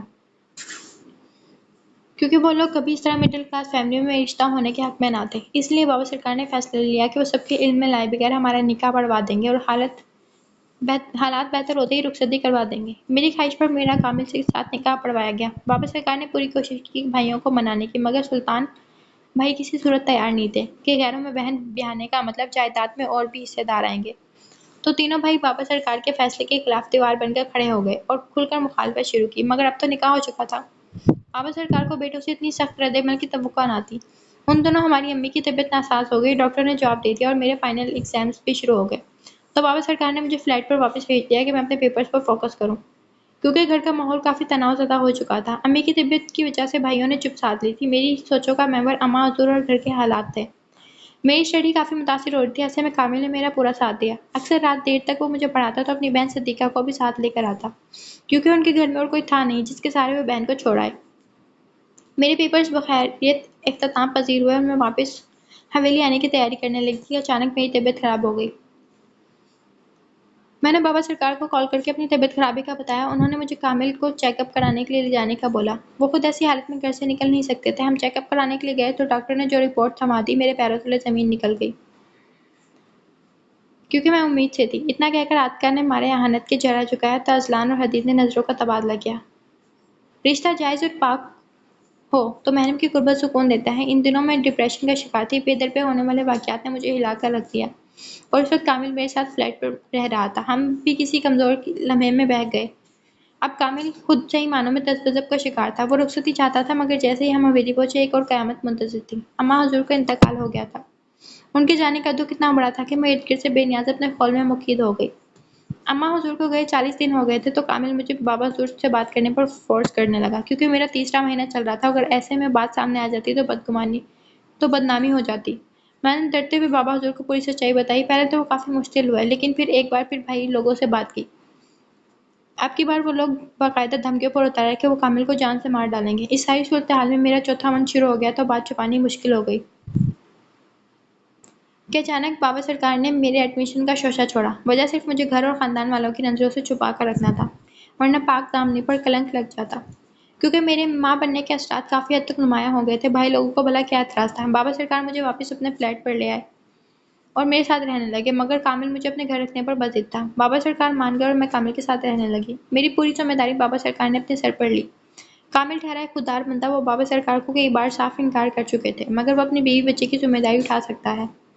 لیکن بابا سرکار نے ایک نہیں سنی۔ وقت پر لگا کر اڑا۔ میری ڈلیوری میں ایک منتھ رہ گیا کہ واش روم میں نہاتے ہوئے میرا پیر پھسل گیا اور توازن برقرار نہ رکھتے میں اوندھے منہ فرش پر گر گئی۔ مجھے ہاسپٹل لے جایا گیا۔ میری طبیعت کافی کریٹیکل تھی، آپریشن کا بولا گیا۔ کامل نے بابا سرکار کو ارجنٹ کال کر کے بلایا۔ بابا سرکار نے ایک سے بڑھ کر ایک ماہر ڈاکٹر کا بندوبست کرایا، کیونکہ ڈاکٹر کے کہنے کے مطابق بچے کے بچنے کے چانسز 50% تھے، مگر وہی ہوتا ہے جو منظور خدا ہوتا ہے۔ آپریشن کامیاب رہا اور میرے اہل نے آنکھیں کھول دیں۔ میرے تو نصیب کھل گئے تھے، اہل کو پا کر میں جیسے ہواؤں میں اڑنے لگی تھی۔ مگر ہماری خوشیوں کی عمر کافی کم نکلی۔ میں وقتاً فوقتاً حویلی جاتی اور اس عرصے میں کامل خود اہل کی دیکھ بھال کرتا۔ پھر ایک منحوس لمحہ ہماری خوشیوں کا نکل گیا۔ بھائیوں کو شک ہو گیا تھا کہ میں نے چپکے سے شادی کی ہے۔ بابا کو اہل سے دلی لگاؤ تھا۔ جب ہمارے پاس ہوتے تو گھنٹوں سے پیٹھ پر سوار کر کے پورے گھر میں گھماتے۔ پورے گھر میں اہل کی کھلکھلاہٹیں گونجتی رہتی۔ اہل کے 5ویں جنم دن پر بابا سرکار مجھے اور اہل کو شہر لے کر جانا چاہتے تھے۔ صدیقہ کا پیپر تھا اس دن، تو کامل ہمارے ساتھ نہیں جا پایا۔ ہم نے بھی جانے کا ارادہ ترک کیا، مگر کامل نے ہمیں مجبور کیا جانے کے لیے۔ بقول کامل کے ان کے بیٹے کا جنم دن یادگار ہونا چاہیے، انہی کو کون ٹال سکتا ہے۔ میرے پیچھے بھائیوں نے کامل کے پیچھے اپنے فالتو کتے چھوڑ دیے تھے۔ انہوں نے اس بات کی تصدیق کروائی کہ کامل کی شادی ہوئی اور لگے ہاتھوں سلطان بھائی اپنے ساتھیوں کے ہمراہ آ گئے اور غنڈہ گردی کر کے گھر پر دعویٰ بول کر ہماری ہستی بستی زندگی کو آگ لگا دی۔ مگر مجھے وہاں موجود نہ پا کر ان کے ارادوں پر پانی پھر گیا، اور واپسی کے لیے پر توڑنے لگے کہ صدیقہ کو دیکھ سلطان بھائی کے اندر کا وحشی جانور نے سر اٹھایا، اور کامل جو پاس مارکیٹ سے سودا صرف لینے گئے تھے، ان کی واپسی ہوئی تب تک بہت دیر ہو چکی تھی۔ صدیقہ کی عصمت لوٹ لی گئی تھی، معصومیت کو داغدار کر دیا گیا تھا۔ اپنی بہن کی اجڑی حالت دیکھ کامل کی آنکھوں میں خون اتر آیا اور سلطان بھائی پر ٹوٹ پڑے، مگر ان کے گارڈز نے کامل کو بدترین تشدد کا نشانہ بنایا۔ جب ہم واپس آ گئے تو کامل کی سانسیں مدھم چل رہی تھیں، اور ساتھ میں صدیقہ کی حالت دیکھ بابا سرکار نے دونوں کو ہاسپٹل شفٹ کروایا۔ خفیہ طریقے سے دونوں کا علاج ہوتا رہا کہ ایک بار پھر سلطان کے کانوں میں کھٹرے کی گھنٹیاں بجنے لگیں۔ وہ تو صدیقہ کو مرا سمجھ کر چھوڑ چکا تھا، مگر ابھی تک اس کی سانسیں چل رہی تھیں۔ سلطان میر نے ہسپتال میں اسے مروانے کی کوشش کی، مگر بابا سرکار کی سیکیورٹی کے پیش نظر اسے مکمل ناکامی کا سامنا کرنا پڑا کہ ایک دن اچانک ہمیں خبر ملی کہ صدیقہ کی زندگی نے وفا نہیں کی، وہ 18 سال کی عمر میں اتنی سفاک موت ماری گئی۔ عاطقہ نے ایک اٹھتی نگاہ حدید پر ڈالی، مگر اس کی درگروں حالت دیکھ اس نے مزید کچھ بولنے سے خود کو روکا۔ غلط پھپھو، ان کی ڈیتھ نہیں ہوئی تھی، وہ مزید زندگی کا بوجھ اپنے معصوم ناتوا کندھوں پر اٹھانے کے لیے زندہ رہی۔ پاکٹ میں دونوں ہاتھ اور ساتا ہوا آہل شکستہ قدم لیے اندر داخل ہوا۔ اس کے چہرے پر درد کی ایسی تحریر رقم تھی جو صاف ظاہر کرتا تھا کہ ان کی لوگوں کی گفتگو کسی حد تک سن چکا ہے۔ اصلان اور حدید کو اس لمحے وہ کہیں بھی مضبوط چٹانوں جیسا مرد نہیں لگا جو کسی کو بھی چارے شکانوں شت کرنے کا ہنر جانتا ہو، جبکہ اس کی بات سن کر تینوں نفوس اپنے اندر بھڑکتی اذیت اور تکلیف کی آگ کو ٹھنڈا کرنے میں ناکام رہے۔ یہ تم کیا کہہ رہے ہو آہل؟ اگر صدیقہ زندہ تھی تو مجھ سے کیوں چھپایا گیا تھا؟ عاطفہ ابھی تک اس حقیقت کو تسلیم کرنے سے انکاری تھی، کیونکہ آپ کو جو صدمہ پہنچا تھا اس حالت میں آپ کو کچھ بھی بتانا مناسب نہیں تھا۔ ایک طرف پیار کرنے والا شوہر زندہ ہو کر بھی مردہ حالت میں تھے، دوسری طرف اپنے بھائی کے اس گھٹیا اور نازیبا فعل سے آپ کو دورے پڑنے لگے تھے۔ مجھے بورڈنگ بھیجا گیا اور آپ کو حویلی منتقل کرنے کا مقصد ہی ان لوگوں کو یہ باور کرانا تھا کہ میرے پاپا اور پھپھو اس دنیا میں نہیں رہے۔ میرے پاپا کو تشدد کا نشانہ بنایا گیا، وہ بھی نظر انداز کرنے کے قابل تھا، مگر میری معصوم پھپھو کی عزت بے دردی سے نوچ لی گئی۔ یہ ایک سنگین فعل تھا جس کا اہل احسان برابر حساب لے گا۔ مجھے آج بھی یاد ہے پھپھو کی وہ آہیں سسکیاں دلسوز چیخیں، میں کچھ نہیں بھولا ہوں مام، کچھ بھی نہیں۔ اور جانتے ہیں آپ لوگ، میری زندگی میں دوسری صدیقہ نے تب قدم رکھا جب عنایہ کو میں پیراڈائز لے کر آیا۔ وہ اکثر خوابوں میں چیختی چلاتی خود کو نقصان پہنچانے کی کوشش کرتی۔ میری پھپھو تو زمانے کی ہوسزدہ درندوں کی نظر ہو گئی، مگر عنایہ کو میں گھر لے آیا، کیونکہ میں نہیں چاہتا دوسری صدیقہ بھری جوانی میں صفاک موت مرے۔ اہل ضبط کمال کا مظاہرہ کر کے عاطفہ کے سامنے چیئر پر سر جھکا کر بیٹھ گیا، جبکہ اصلان اور حدید کی حالت ایسی کہ کاٹو تو بدن میں لہو نہیں، چہرے لٹھے کی مانند سفید پڑ گئے۔ تو پھر کہاں گئی صدیقہ؟ مجھ سے کیوں چھپایا گیا؟ کامل تو چھوڑ کر چلے گئے، صدیقہ کو کس کے سہارے چھوڑ دیا؟ مجھے ان سے ملنا تھا۔ اپنے بھائی کی دی گئی زیادتی کا مداوع تو ممکن نہیں تھا، مگر میں آج ان تمام حالات کا ذمہ دار خود کو سمجھتی ہوں۔ نہ میں عشق کے چکروں میں پڑتی، نہ بھائی لوگ میرے پیچھے آتے، نہ صدیقہ ان کی نظروں میں آتی، اور نہ ہی ان کا ہوس کا نشانہ بنتی۔ تحفے ایسے بھائیوں پر گھن آتی ہے، مجھے خود کو ان کی بہن مانتے۔ بابا سرکار کی پرورش میں کوئی کھوٹ نہیں تھی، کبھی کبھی بات تربیت کے نہیں ہوتی، بعض اوقات کچھ رنگ صحبتوں کے بھی چڑھتے ہیں، مگر سلطان میر ایک عیاش اور بد کردار بیٹا نکلا، اور ایاز بھائی اور امان ان کے غلط کاموں میں حوصلہ افزائی کیا کرتے تھے۔ بابا سرکار کو بیٹوں سے آگے کسی قسم کی خیر کی توقع نہ تھی۔ عاطفہ عجیب بالکل کیفیت کا شکار ہوئی۔ مام، آپ کے بھائیوں کو آج تک یہ معلوم نہیں ہو سکی بات کہ آپ کی شادی کروا دی گئی ہے۔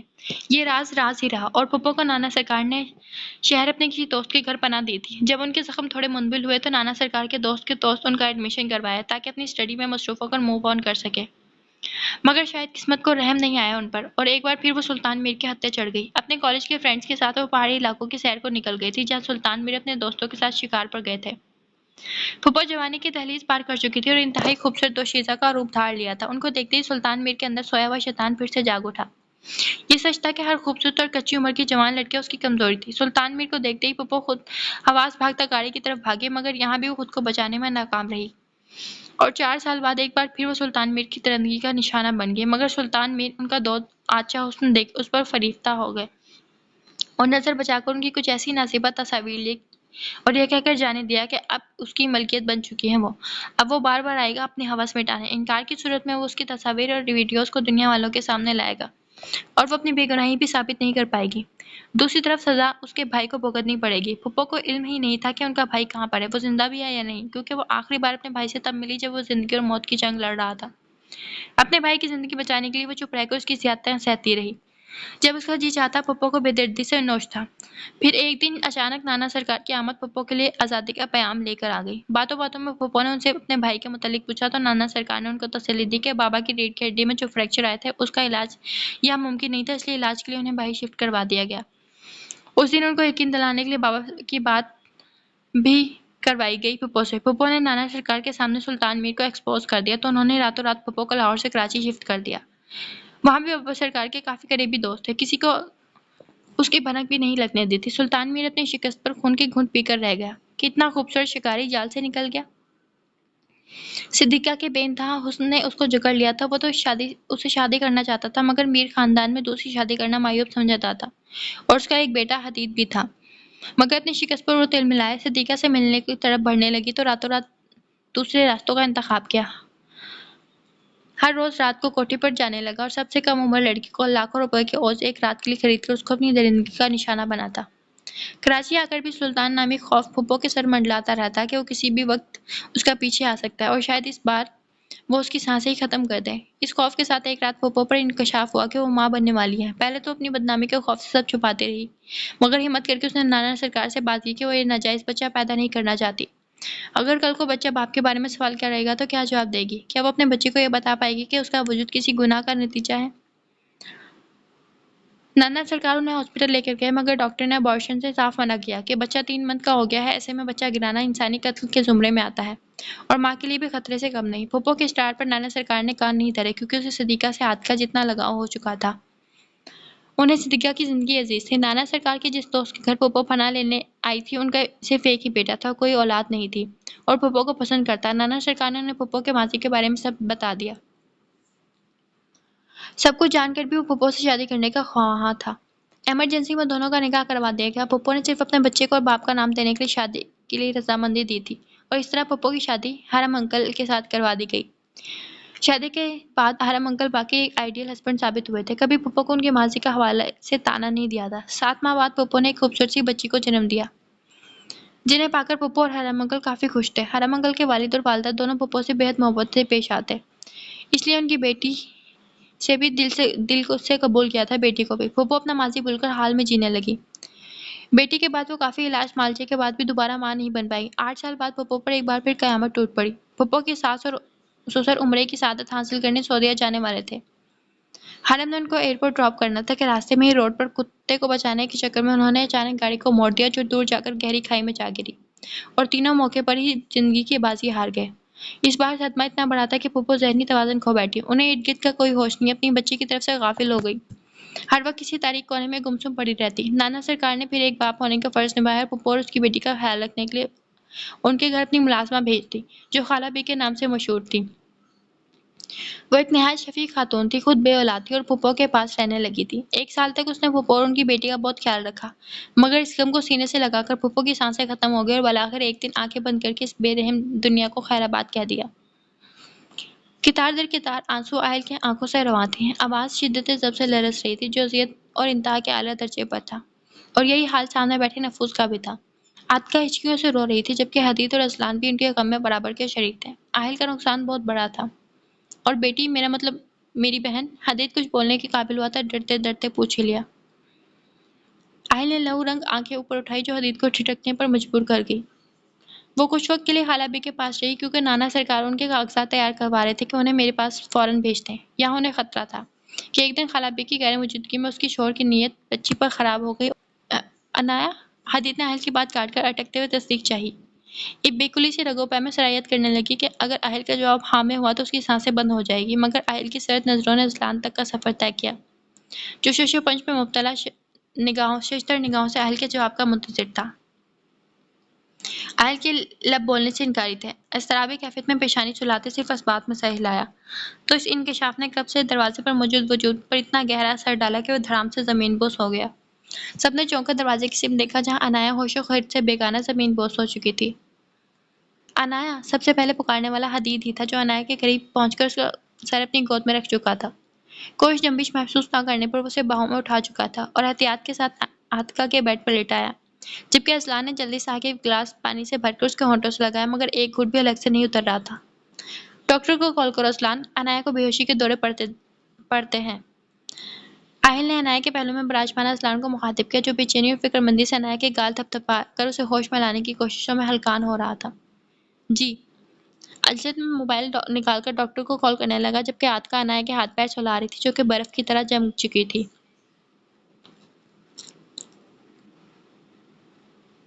کیوں بھئی، آپ کی بیوی نے بھی معجزہ دکھا دیا؟ نکاح کے 1 ہفتے بعد گڈ نیوز سنا دیا، پھر کسی اور کے گناہوں کا بوجھ آپ کے سر تھوپنے میں کامیاب ٹھہری؟ مجھے تو پہلے ہی اس کے لچھن ٹھیک نہیں لگ رہے تھے۔ وہ ڈاکٹر کو پک کرنے گیٹ تک آیا۔ واپس راہداری میں گزرتے ہوئے شیشہ نے چبھتے ہوئے ٹنک مارتے الفاظ میں مخاطب کیا تو اذلان کے ماتھے کی مخصوص رگ پھڑکنے لگی۔ چٹاخ! اذلان ابھی کوئی رد عمل کر پاتا کہ حدید جو پانی پینے کچن کی طرف آ رہا تھا اپنے باپ کا مکروہ چہرہ جاننے کے بعد حلق میں کانٹے چبھنے لگے کہ شیزہ کی باتیں سن کر وہ اپنا ضبط کھو بیٹھا۔ اگر آج کے بعد اپنی گندی زبان سے میری بہن کا نام لیا نا تو اس کے بعد کبھی بولنے کے لائق نہیں رہو گے تم۔ حدید نے اذلان کو اشارے سے وہاں سے جانے کا بولا اور شیزہ کی طرف رخ موڑا۔ سب لوگ ان کی آوازیں سن کر اپنے کمروں سے نکل آئے۔ یہ کیا تماشا لگا رکھا ہے تم لوگوں نے؟ اور حدید کی کون سا طریقہ ہے بہن سے بات کرنے کا؟ تم تو کبھی اس پر غصہ بھی نہیں ہوئے اور آج ہاتھ اٹھا لیا۔ انیلا بیگم کو حدید کے شرارے اگلتے انداز سے خوف آنے لگا۔ عام دنوں کی بنسبت اس کے جار جانا تیور دیکھ سب کے حواس جھنجھنا اٹھے۔ ہاں مام، یہ سلطان میر کی بیٹی ہے نا، خون تو اثر دکھائے گا۔ آپ نے کبھی اس کی زبان کی کڑواہٹ دیکھی ہے؟ جب سے عنایا کی حویلی میں قدم رکھا ہے یہ بار بار اس کی ذات کے پرچے اڑا رہی ہے۔ وہ بنا کسی لحاظ کے پھٹ پڑا، جبکہ اس کے منہ پر اپنے باپ کے متعلق اس طرح طنز انیلا بیگم کے سماعتوں پر گرا۔ آپ اس غیر لڑکی کے لیے اتنی بہن سے الجھ رہے ہیں؟ وہ تو یہی چاہتی ہے کہ ہمارے درمیان دراڑ پیدا کر کے ہماری بے بسی کا تماشا دیکھے۔ آپ بھی سب کی طرح اندھے ہو گئے ہیں؟ شیتا ایک ہاتھ گال پر رکھ کر آنسوں سے بوجھل آنکھیں بار بار چپکا کر بول رہی تھی۔ عنایا کوئی غیر نہیں، بہن ہی میری۔ اس دن بھی تو میں عنایا کے ہاتھوں اسی طرح کا تھپڑ پڑا تھا، تب وہ تھپڑ میرے دل پر گہرا چھاپ چھوڑ گیا، مگر میں عورت پر ہاتھ اٹھانے کا قائل نہیں، اس لیے میں نے عنایا کے اس فعل کو اگنور کیا۔ مگر آج مجھے احساس ہو رہا ہے کہ کس طرح تمہارے غیر مہذب الفاظ نے اس کی روح تک کو گھائل کیا ہوگا۔ حدید نے زور سے مٹھیاں بھیجتے جتاتے نگاہ بہن کے پھک چہرے پر ڈالی، جبکہ زہر، صوبیہ بیگم، انیلا، منیزہ بیگم، سوہا اور اسامہ کو حدید سے اس طرح سخت رد عمل کی توقع نہ تھی۔ اسامہ جاؤ، جلدی سے عنایا کے لیے فریش جوس نکال کر پھپھو کے روم میں لے آؤ، میں ویٹ کر رہا ہوں۔ سب کو مکمل طور پر نظر انداز کر کے اسامہ کو حکم دیتا وہ چل دیا۔ اسامہ نے تابعداری سے ساری لا کر کچن کا رخ کیا، کیونکہ حدید کی طرح اسامہ بھی عنایا کے لیے سافٹ فیلنگ رکھتا تھا۔ چیک اپ کرنے کے بعد ڈاکٹر نے کچھ میڈیسن لکھ کر دی جس سے وہ پرسکون رہے گی۔ بی پی لو ہو گیا تھا۔ ڈاکٹر حدید کو چھوڑنے گیٹ تک گیا، جبکہ زہر، آہل اور اسامہ ابھی تک پھپھو کے کمرے میں موجود عنایا کے ہوش میں آنے کے منتظر تھے۔ اصلان بے چینی سے پہلو بدلتا ہوا کبھی اس کے گال سے لاتا، کبھی ہاتھ کی ہتھیلی کو رگڑ کر اسے ہوش میں لانے کے تگودو کرتا۔ بھائی کچھ نہیں ہوا انہیں، ڈاکٹر نے بولا، انہیں پریشانی کی کوئی بات نہیں۔ اسامہ کی بات پر وہ جوس ہوتا نگاہیں چرانے لگا، جبکہ آہل کو اس طرح عنایا کے لیے اس کی فکر اچھی لگی تھی۔ میری بچی، اتنا کچھ جھیلا ہے۔ آہل کاش تم پہلے بتا دیتے تو عنایا کو میں اپنے پاس لے آتی۔ کتنی ترسی ہے میری بچی پیار کے لیے، رشتوں کے لیے۔ عاطفہ محبت سے اس کے رخسار کو چھوتے ہوئے بولی۔ موم، میں آپ کو بتانا چاہتا تھا لیکن مناسب وقت آنے پر۔ آہل نے اپنی موم کو خود سے لگا کر ان کے ماتھے پر پیار کیا۔ عنایا کا سچ ابھی باہر نہیں جانا چاہیے، میں نہیں چاہتا دشمن محتاط ہو۔ تم لوگوں کی تھوڑی سی بھی لاپرواہی میرے ساری عمر کی محنت پر پانی پھیر سکتا ہے، سو بی کیئرفل۔ آہل نے تنبیہی نگاہ سب پر ڈالی اور سپاٹ لہجے میں کہا۔ آپ اب مجھ سے نفرت کریں گے نا کیونکہ میں آپ کے لائق نہیں؟ عنایا کو ہوش میں آیا تو سب سے پہلے جس انسان پر نظر پڑی اس کا سامنا کرنے کی اس میں ہمت نہ تھی کہ وہ اسے دھتکار دے گا، جبکہ اذلان ساکت پتلیوں سے اس کے چہرے کو بغور دیکھتا اپنی سوچوں میں غرق تھا۔ آپ کچھ بولتے کیوں نہیں؟ آپ کی خاموشی جان لے لے گی، میرا دل بیٹھا جا رہا ہے۔ اسے ہنوز خاموش دیکھ کر وہ ہانستی آواز میں بولی، میں سوچ رہا ہوں کہ آج ہی رخصتی کروا کر تمہیں اپنے روم میں شفٹ کر دوں اور اپنی محبت کا عملی ثبوت دے دوں، کیونکہ مجھے خود اپنی محبت کی حد کا پتہ نہیں، دھتکارنے کا سوال ہی پیدا نہیں ہوتا۔ آئندہ اس طرح کی گفتگو سے گریز کرو ورنہ میری محبت کی شدتیں تم سہ نہیں پاؤ گی۔ اس کی آنکھ سے نکلنے والا آنسو اصلان نے اپنے لبوں سے چن لیا تو وہ اس کی بے اختیاری پر مچل اٹھی۔ چہرہ حیا کی شدت سے سرخ انگارا ہو گیا تھا۔ اصلان کو اس کے چہرے پر اپنی محبت کے رنگ اتنے بھلے لگے کہ دل سرشار ہونے لگا۔ تم بہت پیاری ہو اور میرا دل چاہتا ہے کہ تمہیں اپنے دل کے کسی خاص کورے میں مقید کر لوں۔ اس کی تپتے رخسار پر لب رکھ کر اس نے اپنے جذبات عیاں کر دیے۔ یہ پھپھو کا کمرہ ہے، آپ کا نہیں، اس لیے اپنے بے لگام جسموں کو لگام ڈالیں، کسی بھی وقت کوئی بھی آ سکتا ہے۔ عنایا نے کروٹ بدل کر گہری سانس کھینچ لی۔ یہ خوف کسی کے آنے کا نہیں، بلکہ تم میری قربت جھیل نہیں سکتی نا؟ اذلان کے لو دیتے لہجے میں کہنے پر نہ جانے کس احساس کے تحت اس کی پلکیں آرزو پر جھک گئیں۔ ہائے نہ کرو یار، تمہاری یہ قاتلانہ ادائیں کسی دن اس معصوم بندے کی جان لے لیں گی۔ اذلان نے دل پر ہاتھ رکھ کر بے باکی سے آنکھ دبائی۔ مرے آپ کے دشمن، مجھے ابھی آپ کے ساتھ لمبی زندگی جینی ہے۔ پہلی بار لائف میں مجھے ایسا رشتہ ملا ہے جو صرف میرا ہے، جس پر میں اپنا حق جتا سکتی ہوں۔ اذلان کی بات پر کرنٹ کھا کر وہ واپس کروٹ بدل کر اس کی طرف رخ موڑ گئی تو اذلان کو اس کی بے ساختگی پر ٹوٹ کر پیار آیا۔ حسب معمول ناشتے کی ٹیبل پر سب موجود ہے، جبکہ آہل اور زہر ابھی تک نہیں آئے تھے تو عنایا ان کا ویٹ کر رہی تھی۔ اذلان عنایا کی وجہ سے ابھی تک ناشتہ نہیں شروع کر پایا۔ جیسے ہی آہل اور عنایا ڈائننگ ٹیبل پر آئے، چوکس ملازمین کی دوڑیں لگیں۔ مزے مزے کے پکوان ناشتے میں تیار کیے گئے تھے۔ عنایا تم کیا لوگی؟ حدید نے پلیٹ ہاتھ میں پکڑ کر عنایا کو پیار سے مخاطب کیا تو ناشتہ کرتے سلطان میر کے ہاتھ رک گئے اور سرد مہری سے حدید کی طرف دیکھنے لگا، مگر وہ بے نیازی کا چولا اوڑھ کر عنایا کے ساتھ مستیوں میں مگن تھا۔ بھائی مجھے اپنی پسند کا ناشتہ سرو کر دے، میں کھا لوں گی۔ عنایا تو اتنی محبتیں پا کر ہواؤں میں اڑنے لگی تھی۔ بالکل نہیں، یہ خدمتیں تم اپنی بیگم کی کرنا تو ثواب ملے گا، میری بیوی میری پسند کا ناشتہ کرے گی۔ اذلان نے اس کے ہاتھ سے پلیٹ چھین کر جل کر کہا تو حدید نے بے ساختہ کہکا لگایا، یار تو ضد مرید تھی کہ اگلے پچھلے سارے ریکارڈ توڑے گا۔ حدید نے مصنوعی تعصب سے سر ہلا کر ناشتہ شروع کیا، جبکہ شیزا اور سوہا زہر خند عنایہ پر ڈال کر ناشتے میں مصروف ہو گئی۔ اگر بیوی سے پیار کرنا، اس کا خیال رکھنا زن مریدی کے زمرے میں آتا ہے تو ہاں، زن مرید بننے میں کوئی حد تمیز بات نہیں۔ اذلان نے نروٹھے انداز میں کہہ کر پلیٹ عنایہ کے سامنے رکھی۔ تم لوگ بھول چکے ہو تو یاد دلا دوں کہ یہاں عورتوں کو ایک حد تک رکھا جاتا ہے، اس پر کسی قسم کی روک ٹوک نہ ہو تو اپنے کھول سے باہر نکلنے لگتی ہے۔ کل اسی آزادی کو ہمارے گلے کا پھندا بنا سکتی ہیں۔ کچھ برس پہلے ہمارے اعتماد کو اسی پیر تلے روندا گیا ہے۔ ایاز میر نے سرد انداز میں کہہ کر زر پر ایک تلخ نگاہ ڈالی تو اس کی بات کا مفہوم سمجھ کر اس نے آنکھیں چکا لی۔ آہل نے اس کی ٹھوڑی کے نیچے انگلی رکھ کر اس کا چہرہ اوپر اٹھایا۔ آہل اذلان کی بیوی کو یہ سیب نہیں دیتا کہ وہ سر جھکا کر چلے۔ مسز آہل بن کر سر اٹھا کر آگے بڑھنا سیکھو۔ تم پر کسی قسم کی روک ٹوک نہیں، کیونکہ میں محبت میں عورت کو گھر کی چار دیواری میں مقید کرنے کا قائل نہیں کہ پل پل اذیت دے کر عورتوں سے اس کے جینے کی وجہ چھین لو۔ تمہاری حویلی میں عورتوں کو پیر کی جوتی سے بھی حقیر سمجھا جاتا ہے، مگر ہم عورتوں کو سر آنکھوں پر بٹھا کر مان بخشتے ہیں۔ ایاز میر نے غور سے آہل کے چہرے کو دیکھا، گویا اس کے عزائم کا پتہ لگانا چاہ رہا ہو۔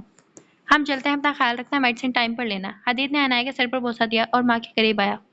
باپ کا مکروہ چہرہ بے نقاب ہو گیا تو ان کو اپنی ماں سے بھی ہمدردی ہونے لگی تھی کہ کیسے وہ ایک ایسے شخص کے ساتھ رشتہ نبھا رہی تھی، کتنا بڑا ضعف تھا ان کا۔ کبھی اف تک نہیں کیا۔ ماں کے گرد بازو کا حصار باندھ کر اس کے ماتھے پر لب رکھے۔ آئی لو یو مم، اور انیلا بیگم کی آنکھوں سے کچھ آنسو نکل کر حدید کے گھنے بالوں میں جذب ہوئے۔ جیتے رہو میرے بچے۔ انیلا بیگم کو آج اپنی ماں ہونے کے مان ملا تھا۔ یہ تربیت کی ہے تم نے میرے بچوں کی، آج وہ میرے سامنے گھر کے بنائے گئے اصولوں سے روگردانی کر رہا ہے۔ تم نے پٹی پڑھائی ہے یہ ذلیل عورت، میرے بچوں کو میرے خلاف کھڑا کیا، ہی جانتی ہو کہ میں تمہارے ساتھ کیا کچھ کر سکتا ہوں۔ سلطان میر نے اسے بالوں سے پکڑ کر بے دردی سے گھسیٹا۔ میں نے حدید کو کچھ نہیں بتایا، مجھے اپنے بچوں کی قسم، اگر بتانا ہوتا تو 25 سال پہلے بتاتی۔ انیلا بیگم اس کی اپنی گرفت سے اپنے بال نکالنے کی کوششوں میں ہلکان تھی۔ تکلیف اتنی زیادہ تھی کہ آنکھوں سے پانیوں کا سمندر بہہ رہا تھا۔ مکار عورت، ٹسوے بہانا بند کرو اور اپنے بیٹے کو سمجھاؤ۔ اگر آج کے بعد اس نے ہماری روایات سے بغاوت کرنے کی کوشش کی تو خود کو طلاق یافتہ کہلانے کے لیے تیار کر لو۔ تم اس گھر میں صرف میرے بچوں کی وجہ سے رہ رہی تھی، ورنہ مجھے تمہاری اس ٹوٹکے کے وجود میں کبھی وہ خوشی اور سکون نہیں ملا جو مجھے چاہیے ہوتا ہے۔ سلطان میر منہ سے مغلظات بک رہا تھا۔ انیلا بیگم کا سر ایک جھٹکے سے چھوڑ کر وہ ہاتھ جھاڑ کر کھڑا ہو گیا۔ نتیجے میں سر بہت زور سے دیوار کے ساتھ جا لگا اور ان کی چیخیں حویلی کے در و دیوار ہلا گئی۔ مام، عنایہ جو ہال میں بیٹھی سیر کے ساتھ موبائل پر بات کر رہی تھی، موبائل صوفے پر پھینک کر دیوانہ وار بھاگتی سلطان میر کے روم تک پہنچ گئی اور دھڑام سے دروازہ کھول کر اندر داخل ہوئی۔ سامنے کا منظر دیکھ اس کی آنکھیں دہکنے لگی۔ حویلی میں آج تک کسی نے اتنی ہمت نہیں دکھائی کہ کسی روم میں بلا اجازت داخل ہو جاتا ہے۔ یہ جرأت عنایہ نے دکھائی تھی۔ سامنے زمین پر نڈھال بکھری حالت میں انیلا بیگم کو گھٹنوں میں سر دبائے ہچکے لیتے دیکھا تو اس کے قریب جا کر بیٹھ گئی۔ اے لڑکی، تمہاری اتنی ہمت سلطان میر کے روم میں بے درخت داخل ہونے کی، گستاخی کرنے کی؟ سلطان میر تو عنایہ کی اس قدر ڈٹائی پر تلملایا۔ پہلی بات، میرا نام لڑکی نہیں عنایہ میر ہے، میر خاندان کی بہو اور اذلان میر کی بیوی۔ اور دوسری بات، اس حویلی کے آدھے حصے کی مالکن ہوں، تو میرا جب اور جہاں جی چاہے گا میں جاؤں گی، مجھے روکنے کی کسی کی اوقات نہیں۔ آخر سلطان میر کا خون شامل تھا عنایہ میں تو کچھ تو بد اخلاقی دکھانی تھی۔ آدھا حصہ؟ میرے خاندان کی بہو؟ مائی فٹ! جتنا اونچا پروان اڑنی ہے نا، اڑ لو، کیونکہ مجھے پر کاٹنے آتے ہیں، جلدی تمہارا پٹتا بھی کاٹ دوں گا۔ سلطان میر نے آگ بگولا ہو کر حقارت سے کہہ کر ایک تنفر پر نگاہ انیلا پر ڈالی اور نکلنے لگا کہ عنایہ کی کاٹدار آواز نے ان کے قدم جکڑ لیے۔ جھوٹی شان و شوکت اور تکبر میں ڈوب کر آپ لوگ یہ بھول گئے ہیں کہ اللہ کی لاٹھی بے آواز ہوتی ہے۔ اب کی بار آپ ایسے منہ کے بل گریں گے کہ خاک ہو جائیں گے۔ سلطان میر نے سنی انجنی کر کے دہلیز پار کی۔ آپ پلیز اٹھنے کی کوشش کریں، کیوں سہ رہی ہیں آپ؟ عنایہ نے بے حال ہوتے انیلا بیگم کو سہارا دے کر اٹھانے میں مدد کی۔ بیٹا، تم خود کو ان معاملات میں مت گھسیٹو، یہ ہمارا روزمرہ کا معمول ہے، اب ہم عادی ہو چکے ہیں، یہ سنگ دل لوگ تمہیں بھی کوئی نقصان پہنچا سکتے ہیں۔ انیلا بیگم کی آواز میں دکھ عنایہ کو صاف محسوس ہوا۔ میرا جتنا نقصان ہونا تھا ہو چکا مم، اب کھونے کے لیے میرے پاس کچھ نہیں ہے۔ آپ شاید بھول رہی ہیں کہ میرا ایک عدد بھائی ہے جو مجھ پر جان چھڑکتا ہے، اور آپ نے بولا تھا نا کہ اذلان حویلی کے مردوں جیسا نہیں، تو انہوں نے تاحیات میرا ساتھ دینے کا وعدہ کیا ہے، تو مجھے ان نوچے دھمکیوں سے کوئی فرق نہیں پڑتا۔ عنایہ نے انیلا بیگم کو بیڈ پر بٹھایا اور ان کے بالوں میں ہاتھ پھیرنے لگی تو ایک دم بالوں کو ایک گچھا ہاتھ میں آیا جس کو بے دردی سے اکھاڑ لیا گیا تھا۔ موم، یہ عنایہ نے ہاتھ میں پکڑے بالوں پر ایک حیرت بھری نظر ڈالی۔ ایک دم اپنی ماں کے ساتھ ہونے والی زیادتیوں کا احساس غالب آیا اور انیلا بیگم کے سینے سے لگی پھٹ پھٹ کر رو دی۔ نہ رو میری بچی۔ انیلا بیگم اس کے سر پر پیار کرنے لگی، جبکہ اس کے منہ سے لفظ موم سن کر عجیب سا سرور رگ و پے میں سرایت کرنے لگا۔ میں آپ کو مزید یہ جبر جھیلنے نہیں دوں گی۔ میری ماں اس طرح کی زیادتیاں سہ کر موت کو گلے لگا گئی تھی، مگر آپ کو ہمت دکھانی ہے۔ اس طرح عزت نفس کو مجروح کر کے آپ زندہ کیسے رہ رہی ہیں؟ اپنے لیے نہیں تو ہمارے لیے خود کو مضبوط بنائیں۔ آج تک بیوی ہونے کا فرض نبھاتی آئی ہیں، آج ایک ماں ہونے کا فرض نبھائیں۔ پھینک آئیں اپنے اوپر سے یہ مظلومیت کی چادر۔ جب عورت ماں بنتی ہے تو اس میں 100 عورتوں کی جتنی طاقت آ جاتی ہے، اور ہم بنیں گے آپ کی طاقت۔ آپ بس قدم اٹھائیں۔ لوگ جرم کرتے وقت اوپر بیٹھے منصف ذات کو فراموش کر دیتے ہیں جو جلد یا بدیر انصاف کرنے والا ہوتا ہے۔ عنایا کا نڈر اور مضبوط انداز انیلا بیگم کی ڈھارس بنا۔ تمہیں پورے گھر میں ڈھونڈا اور تم یہاں چپ کر کے بیٹھی ہو؟ وہ شام کو آفس سے گھر آیا تو بےتاب نظروں نے عنایا کو ارد گرد تلاشا، مگر کہیں دکھائی نہ دی۔ تو کچن میں اپنی موم کے ساتھ مصروف دیکھ کر اسے خوشگوار طمانینت کا احساس ہوا۔ ہاں بیٹا، تمہاری بیوی کو کوکنگ کا شوق چڑھا ہے، ابھی پوچھ رہی تھی اسلان کو کھانے میں کیا کیا پسند ہے، وہ مجھے سکھا دے۔ صوبیہ بیگم اپنی بہو کو نثار ہوتی نظروں سے دیکھ کر بولی، واو، ان خاص الخاص عنایات کی وجہ؟ وہ عنایا کے قریب آ کر اس کی پشت پر کھڑا ہو گیا تھا۔ اس کے قریب آنے پر عنایا کا سانس حلق میں اٹک گیا۔ اگر وہ رخ موڑتی تو یقیناً اسلان کے سینے سے لگ جاتی۔ آپ ادھر چیئر پر جا کر بیٹھ جائیں نا، میرے سر پر کیوں چڑھ رہے ہیں؟ عنایا اپنی ساس کی موجودگی میں اس کے اتنے پاس ہونے پر شرم سے لال گلابی ہوئی، جبکہ صوبیہ بیگم خاموشی سے کچن سے نکل گئی، کیونکہ اپنے بیٹے کی آنکھوں کی وارفتگی وہ دیکھ چکی تھی۔ وہ اس لیے مسز کے پورا دن آپ کا یہ من مونا مکھڑا دیکھے بغیر گزار دیا تو طلب بڑھتی جا رہی تھی۔ ماں کے نکلتے ہی وہ تھوڑا اور قریب ہوا اور عنایا کے گرد حصار باندھ کر اس کی پشت اپنے سینے سے لگا لی اور اس کے کندھے پر لب رکھے۔ ہم کچن میں کھڑے ہیں، ہر جگہ شروع ہو جاتے ہیں آپ۔ عنایا بدک کر دور ہٹنے لگی کہ اسلان نے اس کی کوشش ناکام بنا دی۔ شوہر تھکا ہارا گھر واپس آئے تو اچھی بیویاں استقبال کرتی ہیں اور شوہر کو اپنا دیدار کروا کر اس کے دن بھر کی تھکن اتار دیتی ہیں۔ ہنوز اسے بازو کے حصار میں لے کر اس کے سرخ گلنار چہرے کو فوکس کیے ہوئے تھا، جبکہ لب بار بار گستاخی پر اکسا رہے تھے۔ یہ کیا شوق پال رکھا ہے تم نے؟ یہ ماسیوں والا حلیہ دیکھا ہے تم نے؟ اسلان کو اس کے روب کوفت میں مبتلا کرنے لگا۔ ملجا سا سیاہ لباس پہنے پسینے سے تر وجود، جسم سے اٹھنے والی مسالوں کی خوشبوئیں۔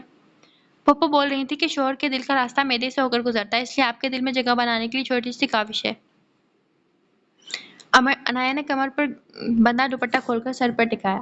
تم آلریڈی دل کے اونچے مسند پر براجمان ہو، اس لیے یہ تھرڈ کلاس حربے آزمانے کی قطعی ضرورت نہیں۔ گھر میں ملازمین موجود ہیں۔ عنایا کی بے پرواہ سراپے پر نظر ڈال کر اس کے بکھرے بالوں کو کان کے پیچھے اڑستے اس کی دھڑکنوں کو منتشر کر گیا۔ آپ جا کر فریش ہو جائیں، میں آپ کے لیے چائے بنا کر لاتی ہوں۔ عنایا خود پر اس کی گہری نظریں مرکوز دیکھ کر اسے منظر سے ہٹانے لگی۔ مجھے چائے نہیں، اپنی بیوی چاہیے، مگر اس حالت میں بالکل نہیں۔ جلدی سے چینج کر کے میرے روم میں آ جاؤ۔ اسلان حکم دیتا جانے لگا۔ میں ادھر بالکل بھی نہیں آ رہی۔ حیا اور فطری جھجک کی کیفیت میں وہ گیا ہوئی تھا۔ اسلان کے ہونٹوں پر مسکراہٹ بکھری۔ کیوں؟ وہ ایک قدم پھر اس کے قریب آ کر پرتپش لہجے میں استفسار کرنے لگا۔ آپ مجھے تنگ کرتے ہیں۔ عنایا کا چہرہ دہکنے لگا۔ اپنی بیوی کو تنگ نہیں کروں گا تو کس کو کروں گا؟ تعجب کی بات ہے، ویسے بھی روایتی بیویوں والا انداز اپنایا ہوا ہے تو سراہے جانے کے قابل ہو۔ اسلان نے میٹھا طنز کیا۔ اگلے ہی لمحے انچ بھر کا فاصلہ مٹا کر وہ عنایا کو اپنے حصار میں لے چکا تھا اور اپنی شدتیں اس پر لوٹانے لگا۔ اس کی قربت میں بہکتی عنایا اس وقت یہ فراموش کر چکی تھی وہ کہاں اور کس حالت میں کھڑی ہے۔ یا اللہ اسلان بھائی، گھر میں چھوٹے بچے بھی ہیں، ان کاموں کے لیے اگر بیڈ روم کا استعمال کیا جائے تو ہم جیسے بچوں کا بھلا ہو جائے گا۔ اسامہ کی آواز سن کر عنایا سرت سے دونوں ہاتھ اس کے کندھے پر جما کر فاصلہ قائم کرتے رخ بدل گئی، جبکہ اسامہ دونوں ہاتھوں سے چہرہ چھپائے رخ موڑ کر کھڑا تھا۔ عنایا کو اس کی معصومیت پر ڈھیر سارا پیار آیا۔ ہاں، ضروری تو نہیں کہ صرف بیڈ روم میں ہی بیوی پر پیار آ جائے، کچن میں بھی تو آ سکتا ہے نا۔ میری بیوی ہے ہی اتنی کمال پیاری تو خود پر کنٹرول رکھنا مشکل ہو جاتا ہے۔ اسلان نے کمال بے نیازی کا مظاہرہ کر کے اسامہ کے کندھے پر مکہ چڑھا۔ لا حول ولا قوت، میر خاندان کے سب سے سلجھے ہوئے صاحبزادے کا خطاب ملا ہے آپ کو؟ اگر اس طرح کسی نے کھلے عام آپ کو یہ چیپ حرکتیں کرتے دیکھ لیا تو کیا عزت رہ جائے گی؟ اسامہ نے دونوں ہاتھوں سے کانوں کو پکڑ لیا۔ ہاں تو میری بیوی ہے نا، کسی اور کی بیوی تھوڑی نہ چھیڑتا ہوں۔ اور اب میں ابھی نہایت شریف بندہ ہوں، یقین نہیں آتا تو اپنی بھابھی سے پوچھ لوں۔ اس نے عنایا کی پشت پر نظر ڈالی جو اپنی خیفت مٹانے کے لیے مصروف ہونے کا ناٹک کرنے لگی تھی۔ رہنے دیجیے آپ، مجھے ترس آ رہا ہے بھابھی پر، کیسے شیرنی بنی پھرتی تھی۔ نکاح کے بعد تو جیسے وائر ہی کاٹ دی گئی ہے ان کی۔ دیکھو اب بیچاری کب سے منہ چھپائے کھڑی ہیں۔ اسامہ کی بات پر عنایا کا سر و خون جلا۔ اسلان کو غصہ وہ برتنوں پر نکال کر دل ہی دل میں سو صلواتیں سنانے لگی۔ اسامہ پانی کی بوتل پھر سے نکال کر چلا گیا تو عنایا نے ہاتھ میں پکڑا باؤل اس کی طرف پھینکا، جس کو کچن میں داخل ہوتے اہل نے پھرتی سے کیچ کر لیا، ورنہ آج تو اسلان کا سر لازمی پھٹ جانا تھا۔ کیا ہو رہا ہے یہ؟ اہل نے تیکھے چتونوں سے دونوں کو گھورا، جبکہ اسلان نے بھاگ جانے میں عافیت سمجھی۔ عنایا شوہر پر ہاتھ نہیں اٹھاتے۔ اہل نے ایک تیز تن سلگتی نظر عنایا پر ڈالی۔ آپ ہاتھ اٹھانے سے منع کر رہا ہے؟ میرا دل چاہتا ہے میں ان کا سر پھاڑ دوں، ان کو بھی کچھ بول دینا کہیں بھی شروع۔ انایا مجھے تم سے ضروری بات کرنی ہے۔ اہل کے پیچھے عزت مند داخل ہوتی زر نے اس کی بات کاٹ دی۔ ایک منٹ زر، یہ کچھ بولنے والی تھی، بات تو مکمل کر لینے دو۔ اہل نے زر کی بازو پر گرفت بنائی تو اذلان کے منہ کے زاویے بگڑے۔ یہ ان دونوں میاں بیوی کا آپس کا معاملہ ہے، آپ چھوڑے نہ انہیں، کیوں بیچ میں ٹانگ اڑا رہے ہیں؟ زر نے انہیں آنکھیں دکھائی اور انایا کو اپنے ساتھ لے کر چلی گئی تو اذلان نے شکر کا کلمہ پڑھا۔ شادی ہونے تک انایا سے دور رہے۔ اذلان کے قریب آ کر اہل نے سرد لہجے میں کہا، آپ نے بھی تو شادی سے پہلے میری بہن کو اپنے روم میں شفٹ کر دیا ہے، یہ پابندیاں آپ پر بھی لاگو ہوتی ہیں۔ میں تو بس بات کرنے آیا تھا۔ اذلان کو اچھی خاصی تب چڑھی۔ میں نے بولا 3 دن تک تو مجھے انایا کے پاس بھی دکھے نا تو یہ شادی میں نے پوسٹ پون کر دینی ہے۔ اہل کی تیوری کے بل نمایاں ہوئے۔ ہاں تب تک زر بھی آپ۔ اذلان کی بات مکمل ہونے سے پہلے اس نے ایک ہاتھ سے اذلان کی گردن دبوچی۔ مجھے روکنے کی کسی کے اوقات نہیں، اگر زر کے لاڈلے بھائی نہ ہوتے تو اب تک تمہاری روح پرواز کر چکی ہوتی۔ اہل نے اس کی گردن پر دباؤ ڈالا تو وہ کھانسنے لگا۔ اہل یہ آپ کیا کر رہے ہیں؟ چھوڑیں انہیں، جان نکال دیں گے کیا؟ انایا جو چولہا بند کرنے واپس آئی تھی، اہل کی اس قدر بے رحمی پر اس کا پورا وجود سن ہوا اور دونوں کے درمیان کھڑی ہو کر اہل کے ہاتھوں سے اذلان کی گردن چھڑائی تو اذلان کی آنکھوں کی چمک گہری ہوئی اور لب بے ساختہ مسکراتی ہے۔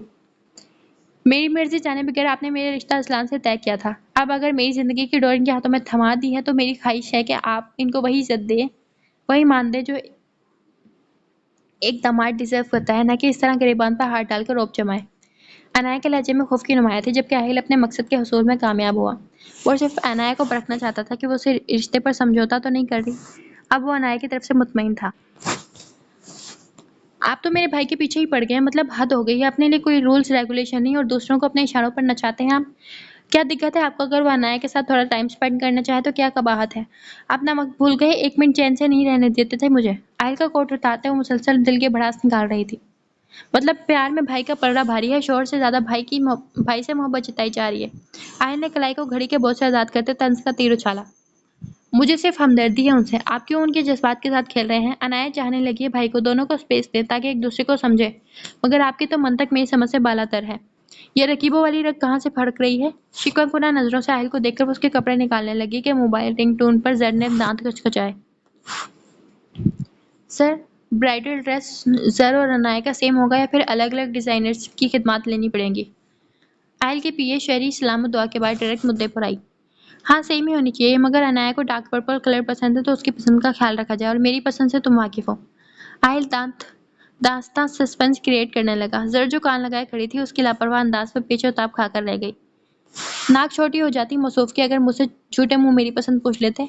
وہ زہریلا بڑبڑائی۔ وارڈروب سے اہل کا ڈریس لے کر واش روم کی طرف بڑھنے لگی کہ اہل نے اس کی کمر کے گرد حصار بنایا۔ اپنی سوچوں کو منفی سمت دوڑانے کو لگام دو مسز، مجھے بھلا کیا اعتراض ہوگا دونوں کے پاس آنے سے؟ میں ٹھہرا تھوڑا سرفرا بندہ، اپنے طریقے سے جانچ پڑتال کرتا ہوں۔ اذلان میری چوائس تھا، اس کے جذبات سے سب واقف تھے، مگر میں شادی ہونے سے پہلے انایا کے دل تک رسائی چاہتا تھا کہ نکاح کے بول کتنے حد تک پنجے گاڑ چکا ہے۔ یقین رکھو مجھ پر۔ زر کے کندھے پر دوپٹہ ہٹا کر وہاں اپنے لب نرمی سے رکھے جبکہ زر کے اعصاب ڈھیلے پڑے۔ آپ کے کپڑے نکالتی ہیں، جا کر فریش ہو جائے۔ اسے پٹری سے اترتا دیکھ وہ جسوس ہوتی گویا ہوئی۔ بالکل بھی نہیں، ابھی تو تم سے ملنے لگا ہوں، یہ وقت میرا ہے تو مجھے کھل کر جینے دو۔ زر کے گرد حصار مضبوط کر کے اس کے گال کے ساتھ اپنا گال رب کرتا، اس کی بیوٹی بون پر انگوٹھا مسلتا، اس کی دھڑکنیں بے ترتیب کر گیا۔